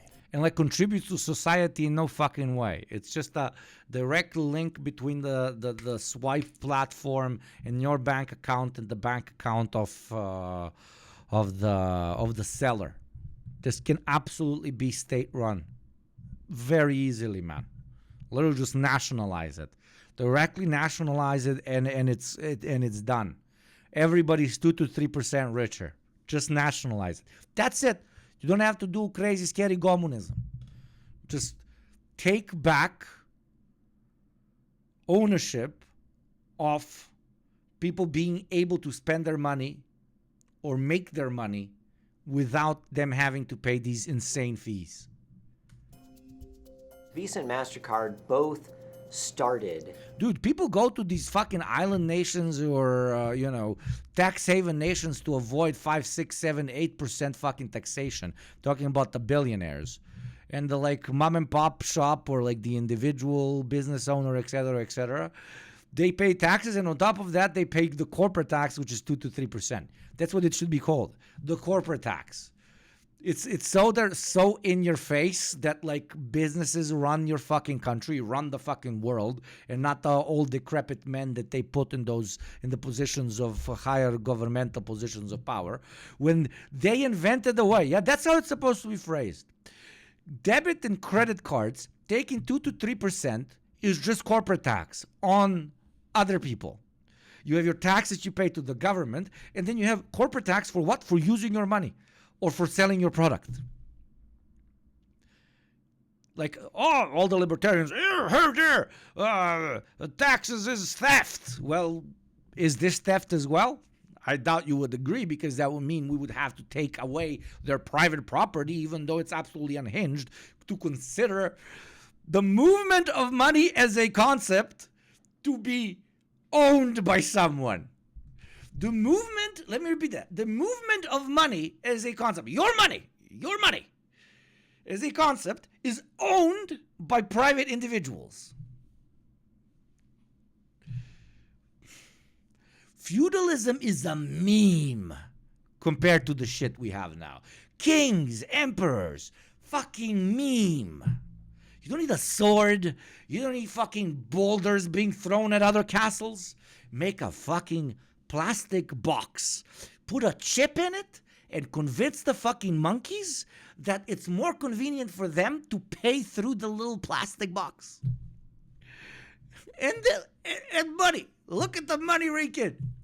Because what? Cash was impractical? Oh, fucking hell. Keeping your fucking money in a safe at home is impractical? Motherfuckers in the States be like, I'm super into gun culture, man. I want to protect my home. Motherfucker doesn't have $50 in his home, dude. What the fuck should I rob your house fucking, steal your fucking TV and sell it for $50? Should fucking put your gun to your head and make you go to an ATM and get all the fucking cash out. Motherfucker. Stupid ass motherfucker. Thank you very much, No Justice MTG. I hope your stream went well. Thank you very, very much, and welcome 45 beautiful, beautiful Raiders. Everybody go check out No Justice MTG, a beautiful, beautiful colleague, and give them press the big follow button. Press the big follow button. Thank you very much, MTG, as always. Okay, now let's go back to what we were talking about previously. But before we do that, in exactly 40 seconds, an ad will play. So you have a chance on where your money is going to go. 2 to 3% of your brain cells for you to watch this shit. Child soldier, I mean By this shit, subscriber. I mean ads. Or 2 to 3% of your cash by giving me a sub. $5 a month or free through Prime. Those are your two choices. 2 to 3% of brain cells or 2 to 3% of transaction fee towards you, Gopnik. Matka, obviously 79 Scotty, chose the latter. The first, sorry. Thank you very much for the sub. Welcome, my beautiful child soldier. 3 months, bravo. As associations of the banks. The banks came together and literally as a collective, those banks on their board said, well, what should we all agree to charge? Here it is. We're now literally fixing the prices across all of these banks. They have set up a system where Visa and MasterCard are the center of cartel pricing among all the banks that issue their cards. Let's say you did that with grocery stores. If all of them got... Thank you, Dr. Sleepy Fist, for the gifted subs to No Justice MTG. Oh, lovely. You guys are so nice. Thank you very much. I have no idea why the motherfucking... the notification for Dr. Sleepy doesn't go off. I don't know why. Thank you. Got together and said, we're going to decide the price of milk, we'd all go nuts. But Visa and MasterCard have essentially gotten away with the same thing for decades. With no real competition, these companies have no incentive to lower swipe fees. The result is that Visa and MasterCard have some of the highest profit margins in corporate America, about 5 times higher than the average company on the stock market. And I saw some comments earlier, this sounds like bullshit. There's no way businesses wouldn't get together to take over these guys and to tell them to fuck off, to regulate them out of business. My friend, there's nobody bigger than these guys. Who's going to outfuck these dudes? Visa, MasterCard. Who's going to go to Congress and say, fuck with Visa or MasterCard? These dudes own the way the economy works. There's nobody bigger. There's nobody bigger. All corporations must salute and sit in their fucking corner. Okay? Capital One and Discover argue that their merger will create a stronger competitor to Visa and MasterCard. And it might, but here's the thing. Payment network market. Capital One and Discover argue that their merger will create a stronger competitor to Visa and MasterCard. And it might, but here's the thing. Payment networks don't compete by lowering swipe fees. They compete by raising them. That's because their customers are not the retailers, and they're certainly not us. It's exactly upside down. Their customers are actually the banks that issue credit and debit cards. And what they're selling is, hey, and guess what's back? My girlfriend brought another fucking vape, baby. We got another vape, brothers. Brothers, time to make the water lung or whatever they call that shit fucking pop up in this baby. Yeah, brother.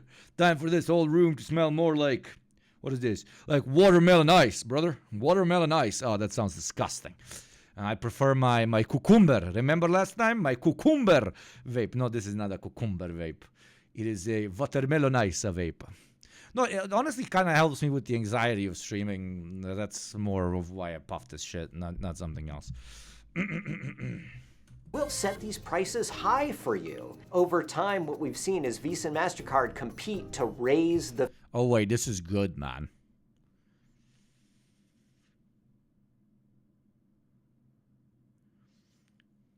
This is very good. This is very good. fees higher and higher on merchants. So in that sense, they are trying to keep a customer happy. It's just destructive for the rest of us. So if a merger won't help, how can we fix this upside down market and lower these fees?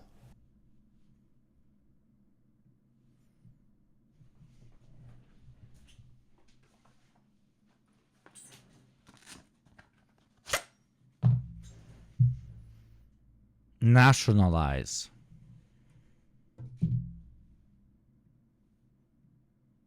We could cap the fees, like they do in Europe, at 0.3%. That's about a tenth of what we pay. And Visa and MasterCard are doing just fine in Europe. Or we could create real competition by requiring each credit card lender to do business with at least 2 payment networks. That could drive swipe fees down, as retailers would get to choose the network with the lowest fee. A bill now being considered in the US Senate called the Credit Card Competition Act would do just that. But in the last 2 years, Visa, MasterCard, and the major credit card lenders have spent over $50 million to oppose that bill. Tellingly, they appear less threatened by the possibility of a Capital One merger with Discover. What's really interesting is Visa, MasterCard, as well as other banks, you would think they would be running around Washington saying, we're worried about competing with this new behemoth. Except they're not. And Poloko, my mother just complained about you swearing a lot. Tell her I'm a dirty foreigner and I don't know what these words mean. That's it. Sorry, Mom. Poloko's mom. Sorry. Poloko's mom. Sorry. Hope she hears you in the other room. And the reason they're not is they're all in this cartel structure together. So there's no reason to complain.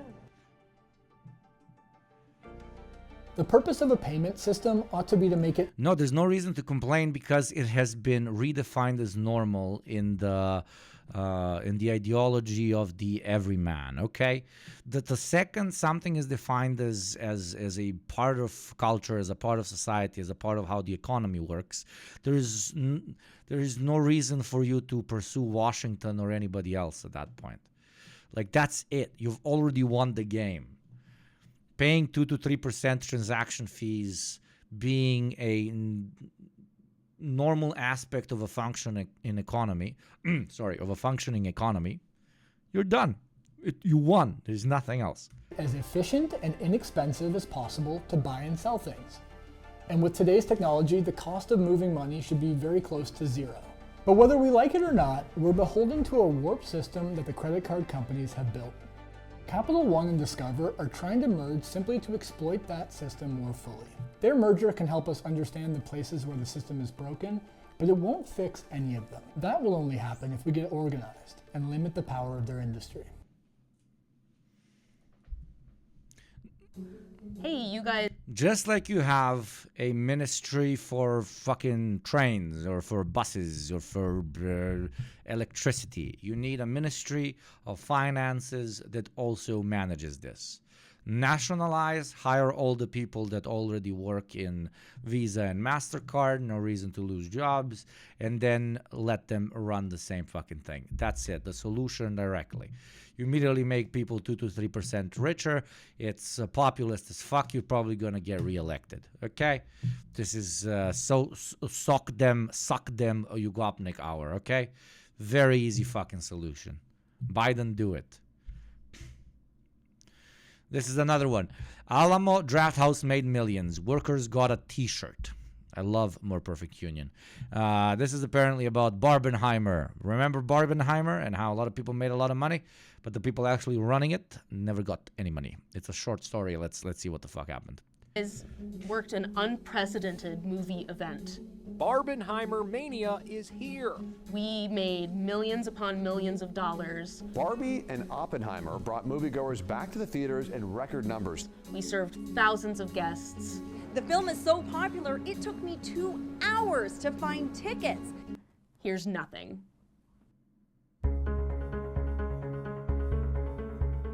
We were raking in millions of dollars on these movies just at our location alone, and yet all of us were just paycheck to paycheck, struggling, scraping to get by. They like to pretend that they don't have money when we just had like a record year. Alamo Drafthouse workers across the country are unionizing in an effort to restore the beloved dine-in movie chain to its original glory. Workers say ever since Alamo was taken over by a private equity giant, they're overworked, underpaid, and tired of getting injured for a company that refuses to fairly compensate them for their labor. The Alamo Drafthouse is a dine-in movie theater. We provide full table service. We're like a restaurant at the movie theater. For servers, that's crouching, extremely physical activities the entire duration of their shifts, and that leads to injuries. It's pretty regular to see my coworkers in a knee brace, in a wrist brace, working while injured and just making those injuries worse and worse because of the company's poor workman's comp situation. Barbenheimer generated 300,000 ticket sales for the Alamo Drafthouse across the country. Bought 300,000 ticket sales. 300,000 ticket sales, dude. The profit is only $5 per each. That is bank. That is bank. And then absolutely no fucking promotion. Absolutely no fucking tiny salary increase. Nothing. Nothing. Nothing. For the Alamo Drafthouse across the country. Box office for that was like a record-breaking, I think it was like $300 million. We were definitely short-staffed. I was working 50, 60-hour weeks for a few weeks at a time when Barbenheimer first came out. We ended up receiving an email from our management that was just bragging about how much money the Barbenheimer release made and how many guests we served and how much food we served, and then we got no reward other than them saying thank you to us in that email. Your family, thank you very much for your service and making me lots of money. Thank you, thank you, thank you. You should feel very proud. While bragging about their millions. Who's this we? Must be French. Oui, only money for me. Of dollars in profits. The pandemic killed business for most businesses, but especially an in-person business like a theater. And Alamo went bankrupt. In 2020, the private equity firm Altamont Capital performed a leveraged buyout of our company. Essentially, Altamont came in like a vulture and bought us out. It's clear that management's philosophy has shifted pretty drastically since the buyout. Private equity firms love to pretend that they are still embodying the values of the places that they take over, like parasites cosplaying as mom-pop shops, but Eberjet walking to work past their nice cars in the work parking lot. Getting a drive-up service cleaning was an experience. Did anyone else see the 6.5? What? I don't know. That is not true. They are play acting, being local and fun and independent and so renegade. That is not who they are. They are lying, and they are going to keep abusing both their workers and the people that they're supposed that old pitch that nobody believes in anymore, that you should support local businesses, and that's how the market will readapt. And because people are patriotic about their hometowns, they're gonna go to those places more than anybody else, anywhere else, and that is going to save the small mom and pop business. Well, that worked for exactly 2 minutes. Because those large corporations just said, hey, design guy, marketing guy, make everything to look like we're local businesses and change the names of some of our local shops so they're not identifiable with the chain, and really push the idea that we're a family and we're a small business. Okay, family run. All that shit, can you do it? Oh, yes, sir, yeah. Give me 2 days. Okay, 2 days is enough. And there you go. The whole spiel fucking died. to serve in pursuit of profit margins as they strip away all the things that made the Alamo a unique place just to build up their bottom lines.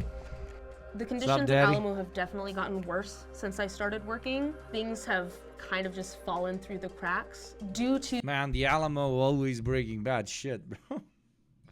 mismanagement. My paycheck was incorrect for a couple of months. Scheduling has gotten crazy. People are called in on their days off. People have to stay for a surprise 10-hour shift because lack of scheduling appropriate coverage. Wonderful, and a that's, new child that's soldier, pretty I mean routine. subscriber. Thank you very much, Lady Zapria. The only local business you should support is the business of community solidarity. Also, regenerative local farms. Hell to the yeah, lady. Thank you. Hell to the yeah. Point. Alamo offers benefits for, I believe, over 20 hours an hour worked, which for some of our servers, they'll be lucky if they're scheduled that. And people have gone through situations where they've been on insurance, and because they took a week off, they fall below the threshold, and then your insurance falls out from under you.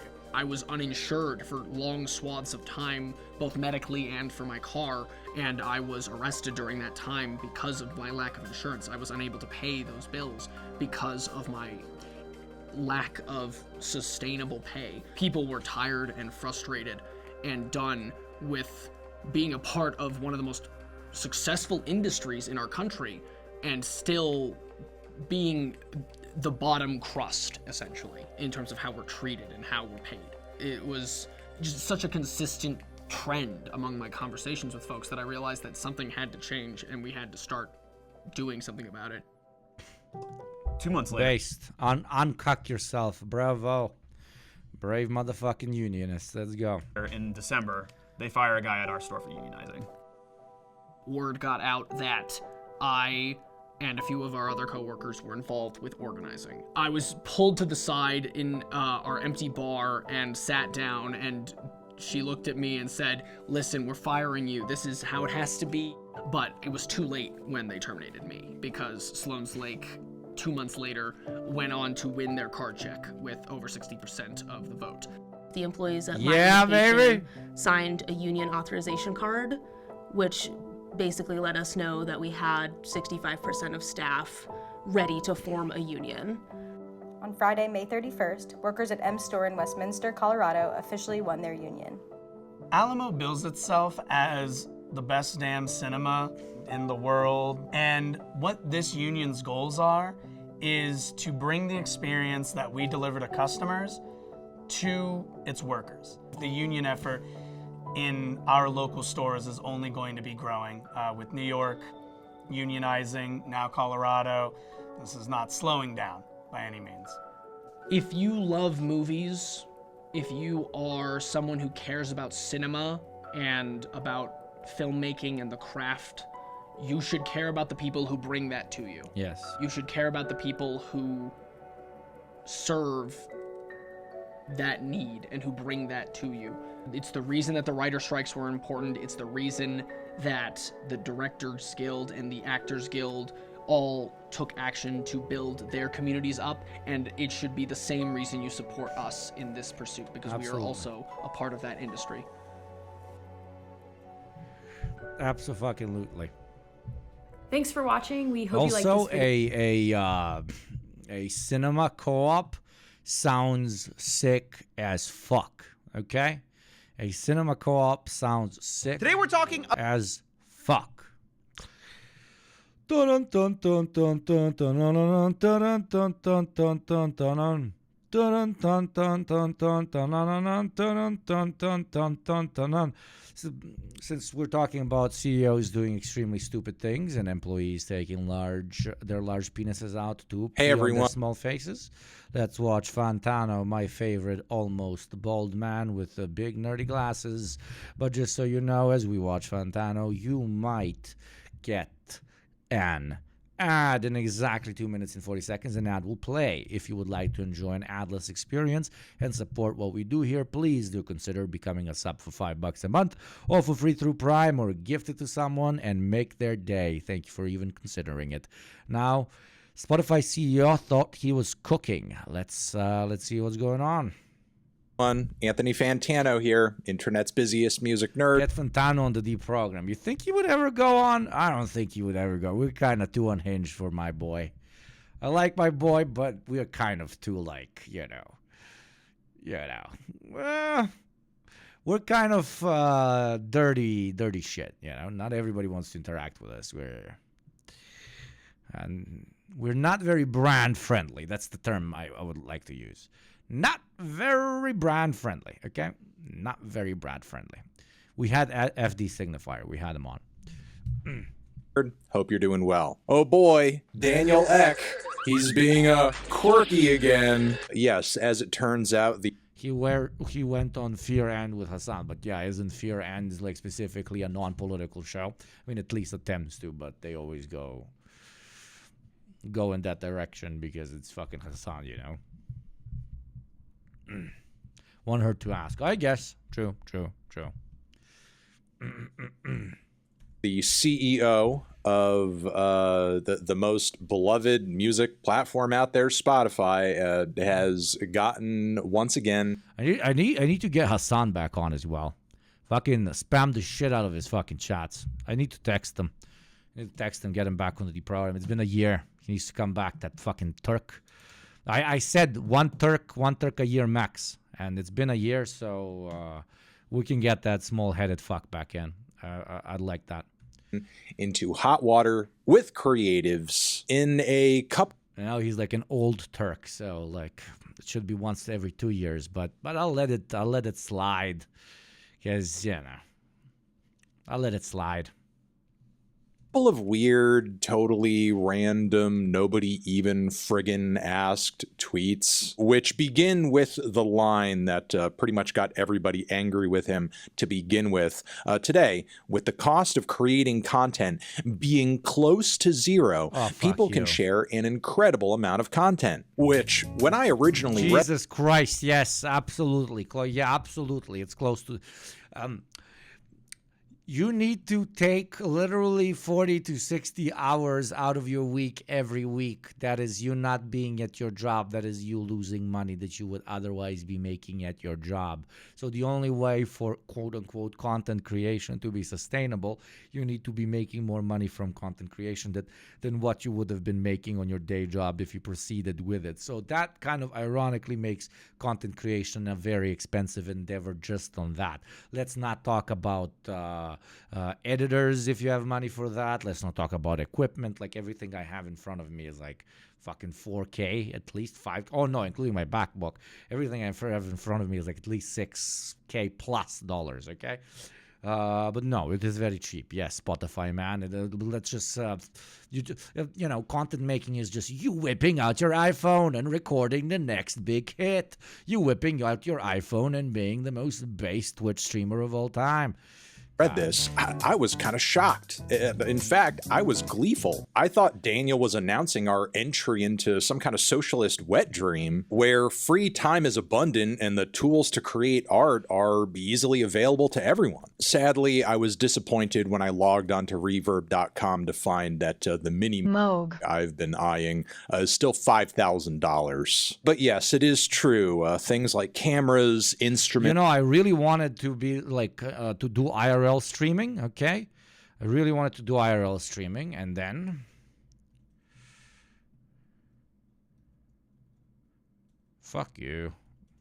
Really wanted to do IRL streaming, and then I googled what do I need for IRL streaming, and I was like, oh, okay, there's a backpack.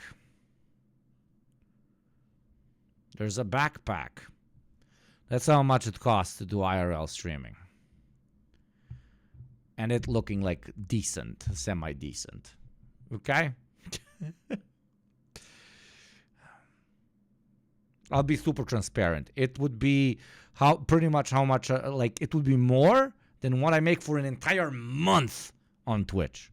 That would be more than how much I make an entire month on Twitch. So, yeah, fuck that. Are you gay? Yes, you're definitely gay. I'm keeping that page. Microphones, wires, they still cost money. Though I understand what Daniel is trying to say and where it comes from, this stupid and clueless mantra that's being ground into our heads every day by motivational social media influencers and social media platforms in general. Everyone has a phone and a computer and a laptop, so the means of getting involved with social media and becoming successful at it is available to everyone. But even phones and tablets and laptops, though many do have them, they still cost money. Plus, there is also kind of the problem of planned obsolescence when it comes to a lot of these objects, as their viability, functionality, battery life, they don't all last forever. Not to mention a lot of programs out there right now when it comes to video editing, photo editing, music creation. In order to combat things like piracy, a lot of these companies are favoring, instead of having users download their program, have them kind of herded into a subscription-based model. I understand that these kinds of tools are more commercially available than they've ever been, but simultaneously this is happening during an era where cost of living is at an all-time high. Hours worked are at an all-time high. Constant distractions are at an all-time high. I mean, for sure, ideas are free, that's true, but the means to execute them and the means to keep yourself alive so you can have the ideas often are not free. And side note, this all kind of loops back into the trust fund baby, Nepo baby prevalence thing that we've been talking about in recent videos, because it's easy to look at things like the luxury of creating art all day as something that's free when you don't have to worry about the cost of rent or groceries. So sadly, Daniel continues to be a knucklehead. You know, I love when I eat my scripts. I love when I eat my script. I love when I eat my streams. I love it. I love it. I love when I see that counter on how much how long I've been streaming. I love when I eat that counter. Yeah. Content creation is free. I love it. When it comes to the art he made. Don't get me wrong. It's the best fucking job on the planet. Like, unironically, it's the best fucking job on the planet. And I'm extremely grateful that I have the opportunity to do it. And fuck the money. I piss on the money. But to say that content creation is free is just from the get-go, as I said previously, is the opposite of reality. Because if today I worked 8 hours for my average wage, and today I streamed for 8 hours, if every dollar I lost because I did not go to my day job is immediately the price tag of content creation. So, you know. Makes a livelihood off of. But as if this wasn't bad enough, why does every motherfucker who pockets $1 billion suddenly think they're a philosopher god king while simultaneously pushing observations that anybody... But no, I love that they post as philosopher god kings, because we get to see how actually stupid they are. Elon Musk, like, owning Twitter and being as fucking idiotic as he is daily on the platform, has really radicalized people in the notion of finally understanding that being super rich isn't always directly compatible with the fact that they're smart, okay? A lot of the people that run this motherfucker are some stupid motherfuckers. Worth listening to has already made like over a decade ago. Like, he's also talking in this tweet about things like shelf life and how much of what we hear these days becomes obsolete because there's just so much music, so much content out there. This phenomenon. And also calling music content is such a content brain thing to fucking say. Jesus Christ. Billionaires work the hardest. That's why they have the most money. Yes, I apologize. They're not the smartest. They just work the hardest. Let's apply Darwinian theory of it's not the strongest, but the most adaptable who surpass others. So that's how it works, my friend. has been observable since like the early 2010s now. Like, isn't the saturation of the music market the excuse that the music industry and your company uses to kind of normalize the idea that, well, there's so much music out there now, so we don't need to pay everybody that much for it because applying, the theory, like when there's unemployed people, there's always somebody to take your job. So don't complain or we'll fire you and somebody else will take your job. Applying that same fucking thing to quote unquote content creators, quote unquote music makers when it comes to Spotify. Motherfucker, don't complain about the percentage of fucking drip by drip that we're paying you, little bitch. Otherwise, there's 1,000 DJ Khaled's out there that can replace your ass. Love the class collaborationism of this shit. There's just an abundance of music in the same way that the price of an ear of corn. Michelangelo made some pretty fire content, dude, when he painted the Sistine Chapel. Yeah, dude. Chapel, dude. I can't even pronounce the fucking word, man. There was some top tier content, dude.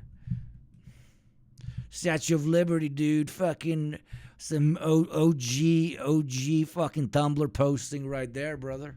Corn would drop if there was an endless supply, but music is not corn, most of it anyway. Can we picture Ronnie Radke when I say that? Also, what the hell is he talking about with a resurgence of stoicism? I mean, is there?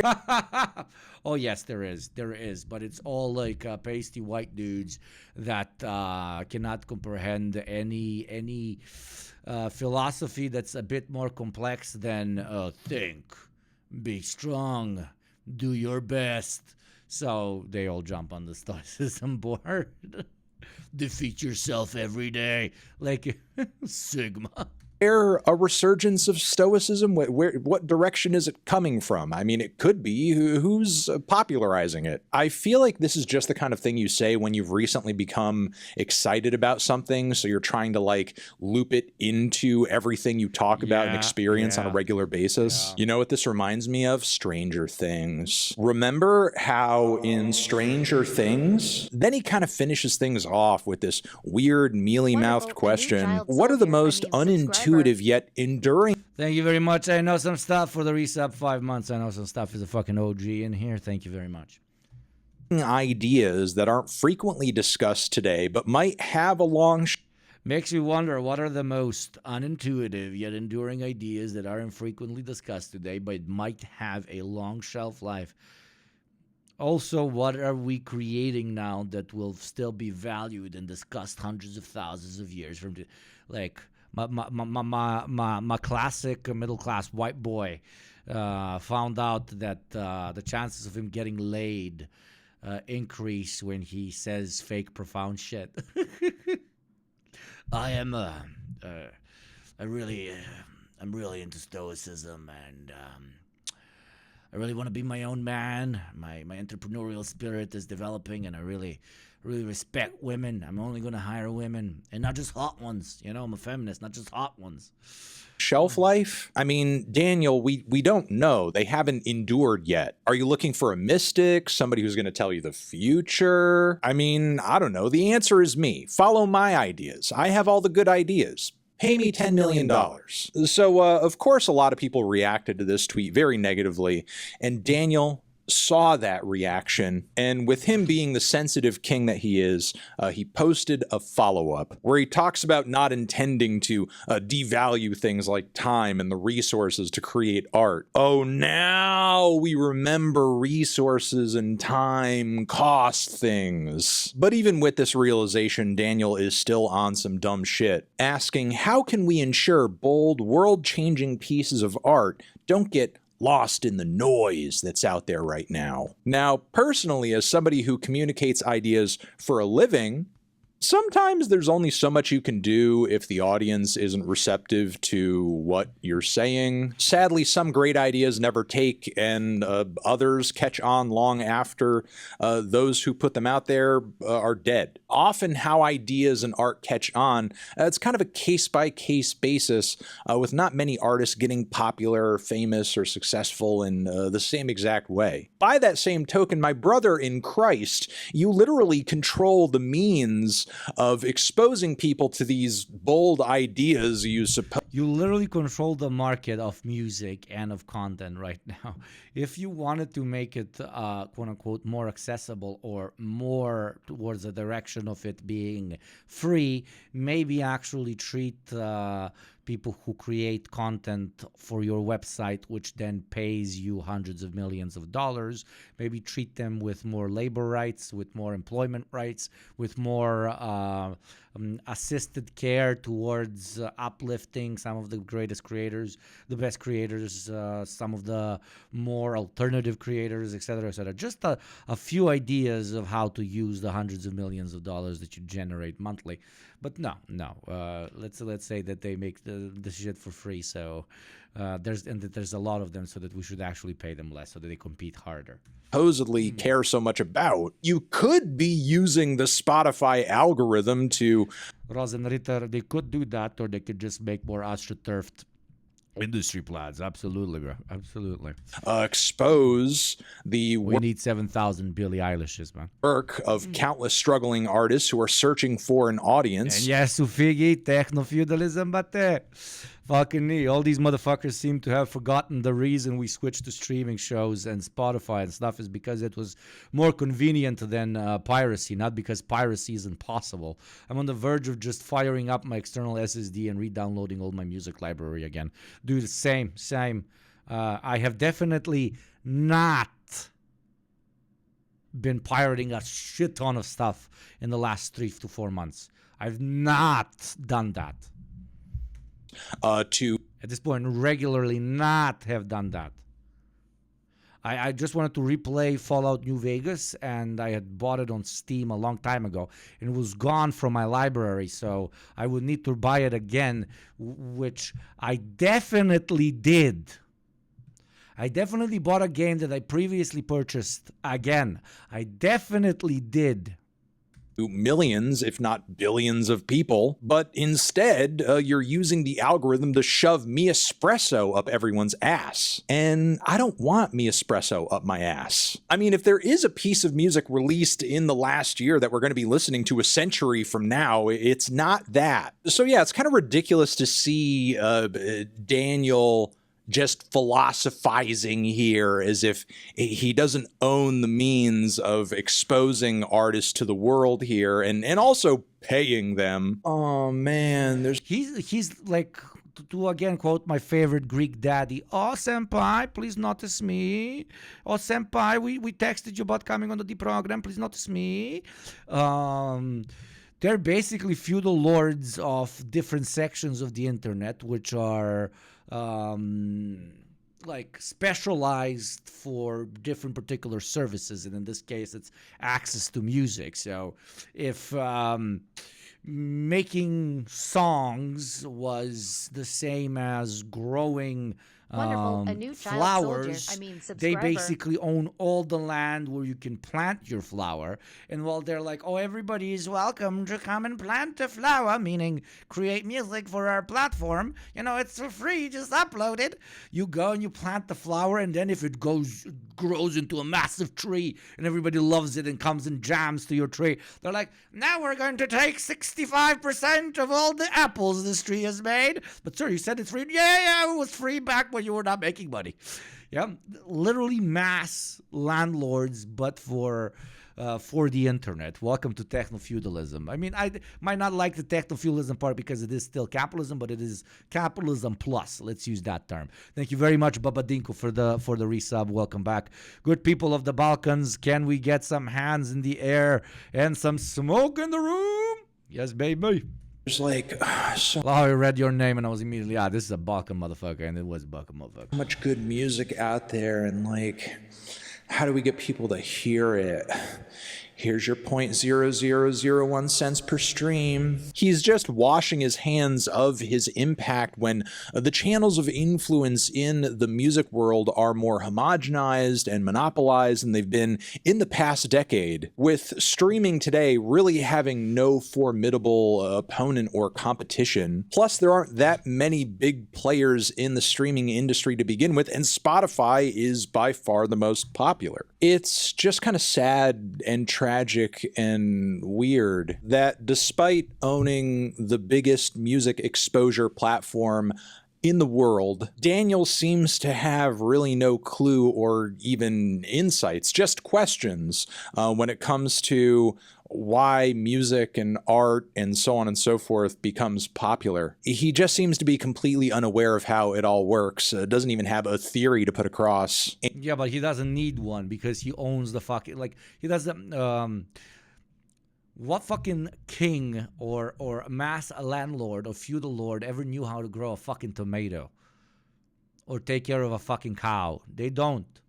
The only thing they need to make sure is that the fucking peasants make some fucking milk, make some fucking pork, and make some fucking apples. Okay? He is an expert in owning land. And that is what actually makes the real fucking money. Not growing the apple, not growing the tomato, not taking care of the pig, the future pork. Is owning the land on which it is made. The highest reward is given to those in modern capitalism, but also in previous systems, to those who contribute to society the least. Spotify is a bunch of server farms and a bunch of underpaid ITs that fucking manage the website. And that is who gets the majority of the money. That is who gets a large cut. Let's not even say majority of money. The large cut from hundreds of thousands of brilliant artists who put their soul and effort into creating something unique and sharing their soul with everybody else through melody. And they don't get, they're not the ones. It's nothing makes sense. Aliens, please terminate us. Speaking of aliens terminating us, the alien species of selling you shit you don't need are going to pitch you ads in exactly 1 minute. If you would rather support this show and me pitching and this alien pitching you anti-feudal lord shit instead of McDonald's, then please do consider becoming a sub and allowing this show to prosper. Thank you for your consideration. And he seems even more blissfully ignorant to the countless positive and potentially game-changing tweaks he could be making to the way his company works. It's really just further proof that you can become a billionaire and a successful CEO while still being a total fucking idiot. And I pray that one day we can all live in a world where we are allowed the freedom to be as successful and as completely out of our element as Daniel is here. And I'm going to leave it there. Anthony Fantano, Daniel Eck. Thank you, Anthony Fantano. Everybody who likes Anthony's work, please do consider going and becoming a subscriber. I really suggest it. He is a based man. Thank you very much. I'm a bluebird for the resub. This is some of my money. Vote to support a voice of the people.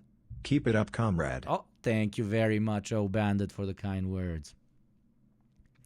And the $3, of course. Okay, now we move to voting with your dollar. Second win, I'm not familiar with the channel. How I vote with my wallet. Cold take. Let's watch this, see if it's a criticism of voting with your wallet, because that's liberal mumbo jumbo, or if it's actually real. 9 minutes and 51 seconds. So let us see it. I don't know who put it in the thing, in the suggested videos. So let's go. Second win is fucking based. Okay, it's great. Okay, I'm glad. Let's go.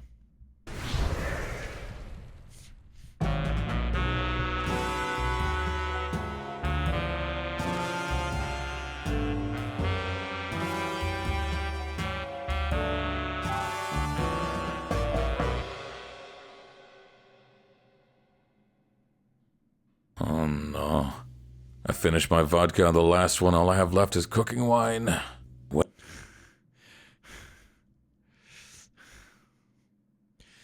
How dare you?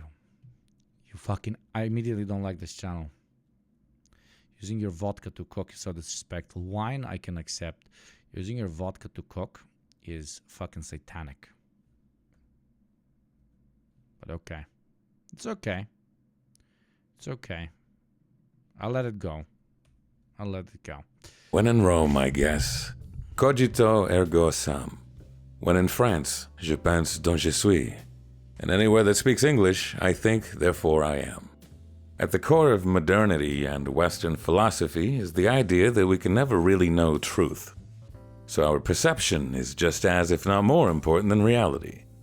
Nothing exemplifies this quite like the quirky trend of yesteryear girl math, which I will be referring to as vibe math because it's not exclusive to the fairer sex. We all do it. Doesn't it feel great to find money after doing laundry? Every time I find a hot crumpled $20 bill, I feel I've unearthed what remains of Pablo Escobar's hidden wealth. You found a real-life money glitch there. It's not the reality, obviously. You lost $20 and now you got it back. But you're not feeling relief from recovering funds. You feel the gods have blessed you with free money. I'm a Muslim, but I can still recognize a war crime when I see one. Thank you. The dryer is finally paying you back for all those missing socks. Perspective does a lot of heavy lifting here. When you buy something for half off, you don't consider that maybe you're now getting it closer to its real value and it was a scam all along. No. That thought reigns on the savvy consumer parade. Think of the money you're saving if you buy it. Don't think about the more money you'd save if you didn't, though. Vibe math is the endearing pet name we give to bad budgeting. And all the proof Rene Descartes needed that what you feel feels more real than what's real mixed with the modern consumerist identity, you are what you buy. I shop, therefore I am. I don't necessarily buy that. I own, therefore I am, even more intensely. I own, and therefore I am. For the prole escapes his disposition in the relation of the means of production by becoming an owner of commodities which they themselves have been created by other dispossessed workers. Haha, I'm very deep in shit, but no, that's one of the coolest quotes ever. I don't even remember who it's from. Maybe it's from me because I'm fucking smart. But yeah, you feel the alienation deep down inside of you not really owning your means of production, so you escape from it even further by lying to yourself that you own other shit. Even though nowadays you also own other shit on credit, so you don't even own it. You will own nothing and be happy, but it's capitalism, and it's true. That. I believe most of what you buy only speaks to your spending habits. It's not a reflection of your character. No amount of in-game purchases can substitute for a personality. However, what you buy impacts what gets sold, and one of the most asked questions I get is, how do I not get overwhelmed by the world trying to sell me the world? Quick note for full transparency, I do get to play most games for free, but I do not own every game for free. I still buy my own games, and these are the same practices I held before I got into the industry. I'm not going to tell you how to spend your money, but I'll gladly let you have a peek inside my brain and my wallet. This man has an incredible fucking voice. Like, what a fucking voice. Firstly, I don't pre-order video games. I understand pre-ordering comes from a time when physical retailers needed a head count so they'd stock up the right amount of copies for release day, but no games ever had me in that much of a hurry. You don't even get cool, tangible items you can keep like a poster. I don't do day one purchases either, especially in today's launch now, fix later culture, because I'm essentially paying the most I'll ever pay for a game in the worst state it's ever going to be in. The exception to that rule, of course, was Elden Ring, because From Software has a track record for quality. That little gremlin Miyazaki was at the wheel again.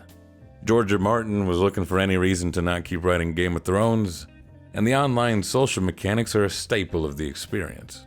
That last part played the biggest factor and has me suspicious that it's the reason we're seeing more games with perpetually online features that don't need them, like Skull and Bones. Yeah. To make you feel like you're missing. I love when they completely miss the point of what makes a good game good, and then they integrate a random smaller aspect of a game that did really good on the market in their own game, thinking they're like, hey, they want to kind of play together. They want to find notes on the ground that tell them that there's a boss ahead. That's what made Elden Ring good. And then, you know, the fucking CEO is like, why isn't it selling? We put the notes on the ground thing. There's the note, you can put notes on the ground. Oh. Out on a day one social happening. Secondly, technically thirdly, I pay lowest price offered, so it's to my benefit to be a patient gamer. For this reason, sellers that offer the lowest price from the start get my money sooner, since I don't have to wait for sales. Factorio has a discount disclaimer. You know, like people don't like Skull and Bones because it had such disappointing gameplay and world building. I don't like Skull and Bones because I cannot run slaves through the cross Atlantic. We're different, okay? Disclaimer on the Steam page that they will never offer a discount out of respect for their early adopter policy. Nintendo also has a reputation for barely budging when it comes to their first-party titles. People may not like the fact that they'll never be able to get Factorio or Breath of the Wild for less than $5 in this lifetime, but I prefer it over constantly having to browse for deals and risk-triggering impulse purchases. Keeps my backlog trim and lets me fit more vices in my day-to-day routine. I used to worry that if I waited too long, then I risked the games feeling outdated, but that hasn't been much of a problem since around 2017. The graphical advancements are hardly recognizable, and games take longer to make, so new releases still leave breathing room for older games. See Horizon, Red Dead 2, God of War. If you do care about looks, then I'd recommend giving games with stylized graphics a chance, since they age far better than those gunning for realism. I have a rare genetic mutation that lets me care less about graphics, so I'll probe even deeper into the annals of gaming. And I'm also not worried about being late to the conversation because I used to be a big graphics guy until they got like so fucking good that now like the difference between so fucking good and really, really, really so fucking good is like okay,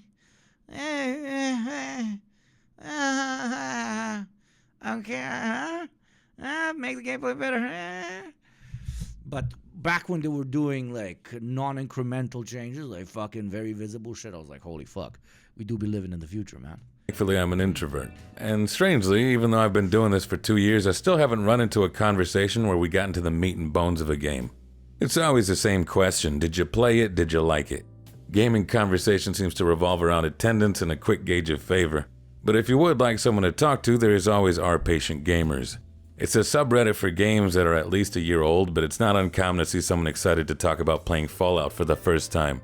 The first one from 1997. I wish I could bottle and sell their innocent joy in aerosol form. Now for the fun topic everyone has completely normal reactions to: piracy. I don't do it. It's not about morals or ethics for me. I'm lazy and like simple, regulated services with easy barriers of entry that even my mother can set up without FaceTiming me in a panic. If something goes wrong, I like being able to Google my problems. Shoot a message over to tech support, ask for refunds, or if push comes to shove, sue the seller. Whoever provides that service, in this case Valve, gets me as a client. I am that straightforward, and I also don't think there's a single... But my friend, you can get all of those with piracy. You can also Google everything about that. There's like hundreds of millions of pirates out there. Okay? Arguably, there's almost as many people that buy games legally as there are pirates, especially in the developing world, and especially as we have more and more access to both consoles and decent PC tech. And these places do not have a culture, nor do they have the financial ability to buy games that cost $50, $60, $70 fucking dollars. Average salary where I'm at is fucking 800 fucking euros. You want me to pay fucking 60 euros for a game? Yeah, good for you, man. So what I'm saying is it's expanding, and these people talk online, obviously anonymously, and you can get any info on how to crack something, etc., etc. Game worth pirating, especially nowadays when paid games compete with so many free-to-play games on top of... Yeah, in Algeria, the video game shops sell you pirated games. Yeah, absolutely, dude. Absolutely. The pirated selling industry kind of died in the Balkans because people learn how to torrent, but still, exists. Any other inexpensive hobby, but I do acknowledge that I have the rare privilege to not form addictions I can't afford. That was the easy part, setting the guidelines. I don't pre-order, I don't buy day one, I pay lowest price, I want ease of access. How do you maintain the guidelines you set for yourself? How do you not overwhelm yourself with trying to make the right purchase? It's all about information and keeping a cool head. Every purchase is at minimum a four-way standoff. There's me, my money, the seller, and their product. Thank you very much, Xi Jinping, for donation. As everybody here in chat knows, whenever we get an anonymous gift sub, that means that the Chinese are directly funding what I do here. And when the Chinese directly fund what I do here, I must salute their great leader, for he has given me many of his monies. This is not a George Soros-supported show. This is not an FBI-supported show. This is not a Putin-supported show. This is an exclusively Xi Jinping CCPPPP supported show. Therefore, we must salute and say thank you to the anonymous gift.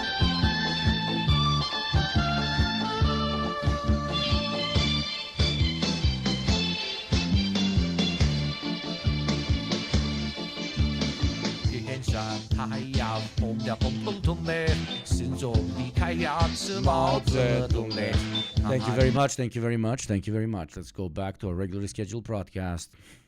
There's no family here, no friends, no allies. So no awkward text messages in the middle of the night going, what are we? They already defined us in the license agreement no one ever reads. We're end users.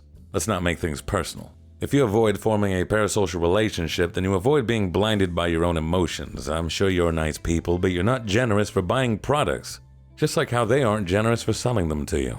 This has the added benefit of Exactly, you owe them absolutely fucking nothing. Preventing you from turning into a pathetic entitled loser that sends death threats to studios and harasses developers whenever games don't meet expectations. If your passion makes you hate another human being that way, then maybe reconsider the thing you love, for your sake and theirs. Emotions out of the way, maybe actually read the license agreement in terms of service from time to time. I've skimmed quite a few over the years, and most of them are the same droning legal speak with a few differences. Like Blizzard's online multiplayer games have always warned end users that content within their games are subject to change.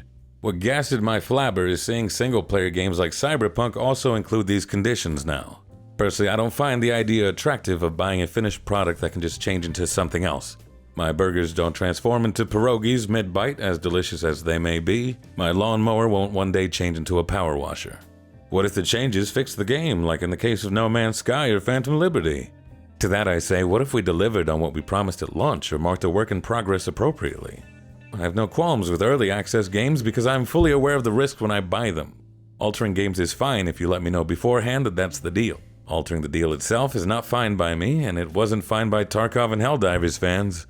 A burger turning into pierogies would make my year, man. Who caught Battlestate Games and Sony respectively in the act of changing their terms and conditions. This doesn't mean I'll never buy games from them ever. This means they fall lower on my list of trusted sellers until they can turn their reputation around. They have to wait in line behind other studios like Supergiant Games that I personally consider premium sellers because of their quality and service on top of my taste. It's what I do with companies that can't be trusted with my money. I refund, I state my disapproval, and I take my business elsewhere. Even if I don't get my money back, it is an exercise of my consumer rights that companies notice, and if enough of us band together, then maybe actions happen. In my case, No actions, no, that doesn't make any sense. That's fucking stupid. They will simply rebrand the product and they will lie harder, or they will find different ways for them to lie to you. They do not care about refunds. They do not care about quote-unquote mass protest unless it goes completely overboard and could potentially damage the whole studio the way it happened with Cyberpunk in particular. And that was a product that was so broken that under any fucking consumer regulation law, you are entitled on getting it back. You cannot individualize your fight against corporate hegemons, including those in the gaming industry. You need to regulate, and fucking regulate.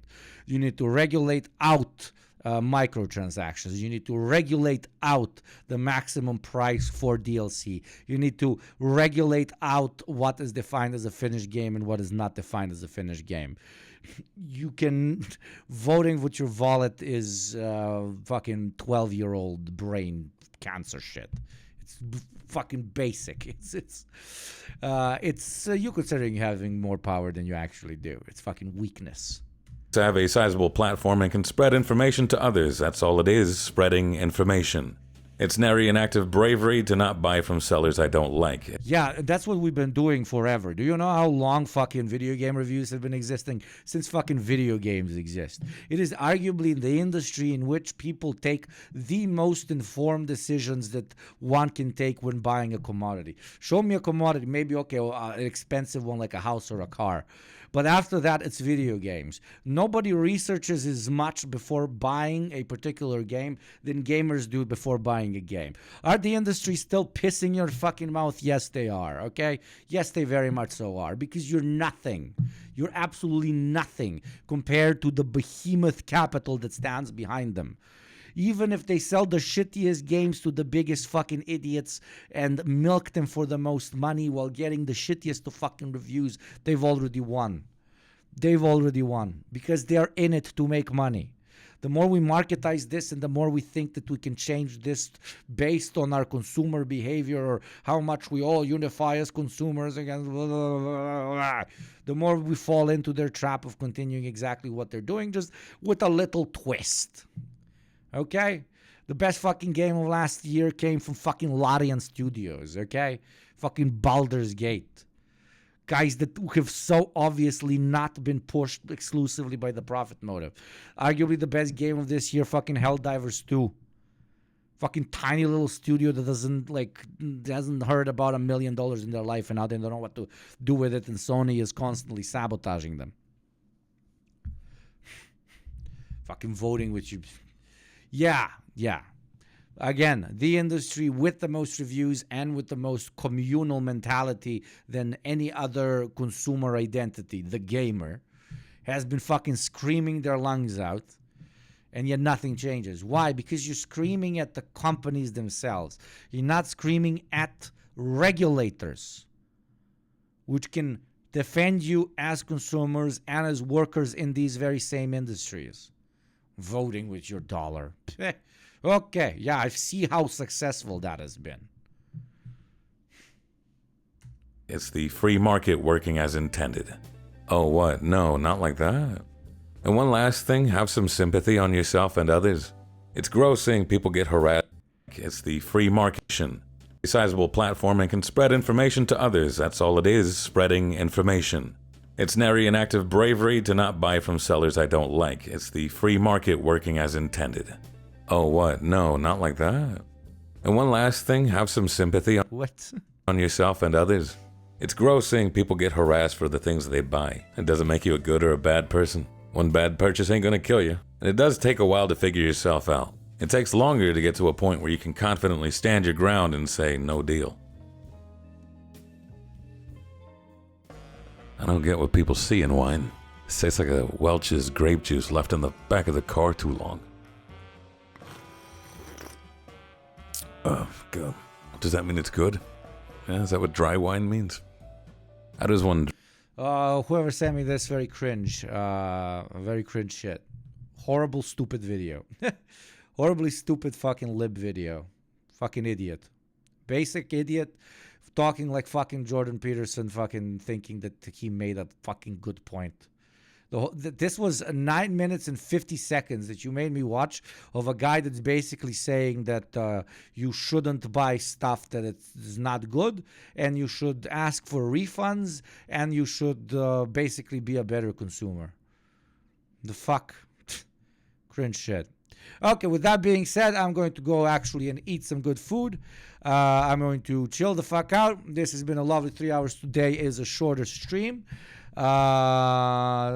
And let me see who we are. I'm going to be seeing you tomorrow for a longer stream. It's going to start 2 hours earlier than the one we've had on Good Old Today. Let's raid Rob Rousseau, my favorite Rob Russ. Send my love over there and have some fun, shall you? Okay, Rob Rousseau. Let me just use the right name. 1 second. For all of you who have joined me today, I'm very, very grateful. Thank you for spending your good old Wednesday with me. I will be seeing you tomorrow, starting 2 hours earlier than when I started today. Thank you especially to all the subscribers and all the subscriber gifters, without whom this show would not be able to run for real. From my heart, deeply, deeply bowed Thank you. Let's try and hit that 1,200 by the end of the month. And secondly, but equally as important, thank you to my lovely mods, without whom none of this would be possible. Now go say hi to Rob. Have some fun. Hope you enjoy the motherfucking stream. Join the Discord or get fucking discorded out of your mind. Bye. Kisses. Mwah, mwah, mwah, mwah.